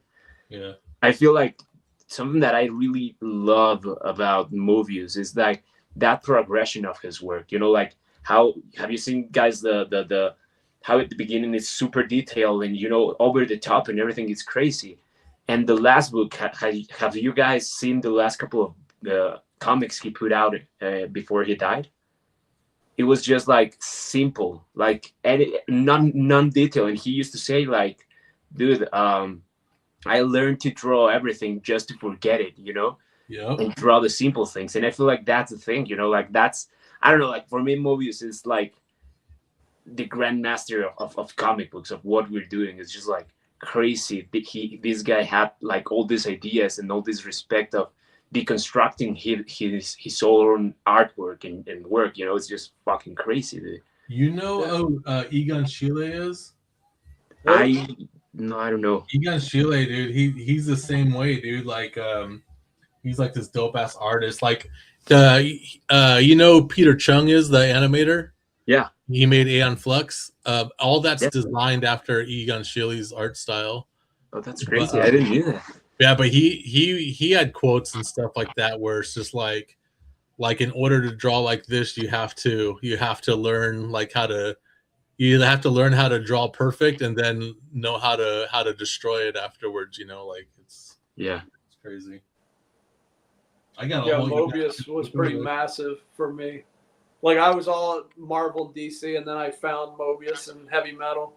And like I remember the day Mobius died, it was a rainy Saturday afternoon, and when I heard about it, I cried, man. It like kind of fucked me up. That was one of the few people that when they died, it caught me off guard, and I was just emotionally, it was just kind of like that didn't happen many times in my life, but it happened with Mobius. What about when Akira Toriyama died?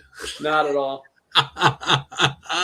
Dude, when Akira Toriyama died, I was doing this show, dude, and someone in the comments told me, dude, they're like, hey, Akira Toriyama died, and I was like, I just looked at it, and I was like, and then someone's like, yeah, and I was like, what the hell? And I looked it up on the internet, and sure enough, man, and I was just like, fuck. When I heard that, I probably said who? Yeah, he probably did. Yeah, I was not a Dragon Ball guy. Dragon Ball just went over my head. I never. That's so funny. Well, Anyways, the only person I know who didn't like Dragon Ball or just wasn't into Dragon Ball was me, probably. I mean, it's hard to go through it. It's really long and at the same time it's a little bit slow. It's kind of like I had friends that were passionate about it for years though, and I just never got me. Yeah, I think it's going back 20 years plus. What's that, Drax? I believe like Dragon Ball is kind of like a thing you have to grow up with, Yep. Yeah. That's what I mean. I was around it, or I had friends that were into it going back to when I was much younger. So it's not like I tried to get into it when I was older. I just never. I just watched Akira last week for the first time in my life. So what are you talking about? Akira? Yeah, Akira. Akira's the shit, dude. Yeah, it was really cool. How is all that shit hand drawn, dude? I don't know. Well, I do know because I watched actually like a little short documentary on it. Like they actually at that time they were trying to compete with Disney, and they had like 8 studios throw money at it at the time. It's like something like $10 million like American money, but like in 1988 for like an animation that was like 2 hours long. And it was actually rendered out at 24 frames per second. So everything was like fluid, and everything in the background was actually like moving around. I mean, like everything runs 24 frames per second, and when you transfer it to film, it's 29.96 frames per second or some shit. It's like it's like practically like real life. But I was just like, dude, I'm like, you know what? I really got to watch that because it's just one of those like that I have to see. And I was just like, there's so much stuff in that I was just like, oh man, like, Stranger Things or like The Matrix or like all this stuff that like was, it's like, oh my God, this guy was doing this back in 1988. Like when he like stops, like the blasters at him and stuff. I'm like, bro, that's like Neo. Like Neo, they like totally stole that, or just like, when he's at the end when Tetsuo was mutating at the end, dude, how crazy! Dude. Yeah, I was like, dude. What? I couldn't draw one frame of that, let alone it moving and like expanding and That's crazy. Bill, you never seen Akira? Well, I saw that. You know what? I had a VHS bootleg that I rented from Jeppy's Comics in Silver Spring, and it was just in Japanese. Watched it like 30 times before I finally got an English. So then it was at the Biograph, which was an art theater in DC that played porn movies at night, but played art movies during the day. And I saw it in the theater in English, and then eventually got a VHS copy. And I've seen it 150 times.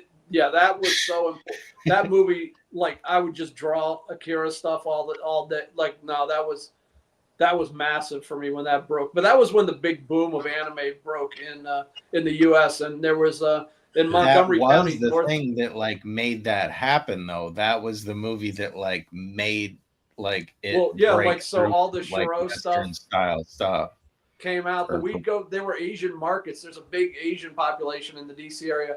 And we go to Asian markets and just rent VHS tapes, not knowing we were getting anime stuff and like dub it, you know, and then take them back, like rent 5 or 6 at a time. We were trying to consume anything we could, like Japanese animation at the time.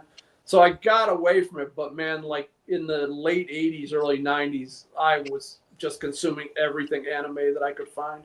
Dude, honestly, I feel like manga-wise, you know, like the storytelling that manga used to have back when there's before and after Otomo, you know, like when this guy created Akira and the complex of the storytelling he was playing around, you know, you can really see how it affected not just the Western market of, you know, like buying and consuming anime, but also like the manga, like the shifts people started working with on storytelling after this guy came.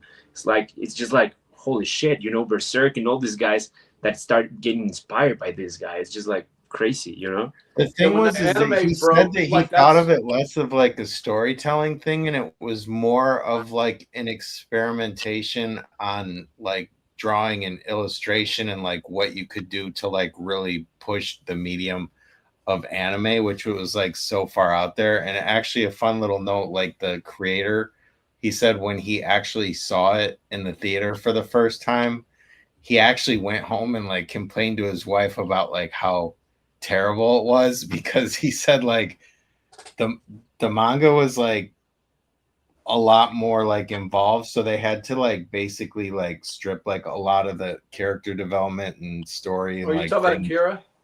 Yeah. The movie's half of the manga. Yeah, that's what he said. They took so much out of it, like because he could only fit so much in 2 hours, that he like really didn't like it, but then it turned out to be like what happens at the end of Akira is like the apocalypse or whatever, and then the second half of the manga takes place like AD. It's after the devastation and what happens. So the story goes on. That's only half of the story. So the fact that movie's so successful and they never finished it. They never like, I have the entire run of manga of Akira, and the movie is only the first half. Why they never finished it, I have no idea. Like, there's no demand still for that. I mean, probably, but at that time there was like, they said there was like basically like 24-hour, like people were working in 24-hour shifts for like 3 years to like finish. You can produce things, you know, easier as time went on. But at this point, who will you trust to do Akira, like the second part of Akira, you know? I'll say like the only one I think it might be Miyazaki with Studio Ghibli, or maybe Mappa, you know, but even so, it's not enough, you know? Yeah, it doesn't make sense to do it now. I just mean with the years following, though, that was such a success that I'm surprised that they hadn't done it. And all those talks of making an American remake, I just hope they don't do it. It's going to be shit. Yeah, dude, it was cool, man. I'm up for suggestions for like must see like 80s and 90s like anime stuff, because I always watch the newer stuff. Captain Harlock. Oh man, Soraya came in from Instagram, the only one that was on Instagram asking things. So thanks for coming on here. She said, she's like, I came over here, but you guys aren't answering anything on these posts. Should I leave? And it's like, but yeah, if you ask us a question, we could probably answer it. But we're trying to get better at that. We're trying to get better at it, dude. What, are we still on the air? I thought we were just shit talking. Oh no, man, we're still on the air. I'm gonna push the end button right now. Wait. Should we answer your comments before we go? Like, like None there are none, dude. No. Nuh-uh. So, all right, it's 10:27. I gotta go brush and floss. It's past my bedtime. I gotta get up early. I gotta go to Jackson. I gotta pack 200, not pack, but put shipping labels on 200 Sad Girl Psycho Baby packages and get them to the UPS for you guys. So, with that, I bid you guys adieu. Thanks for coming on. We'll see you guys next week, probably. So Later.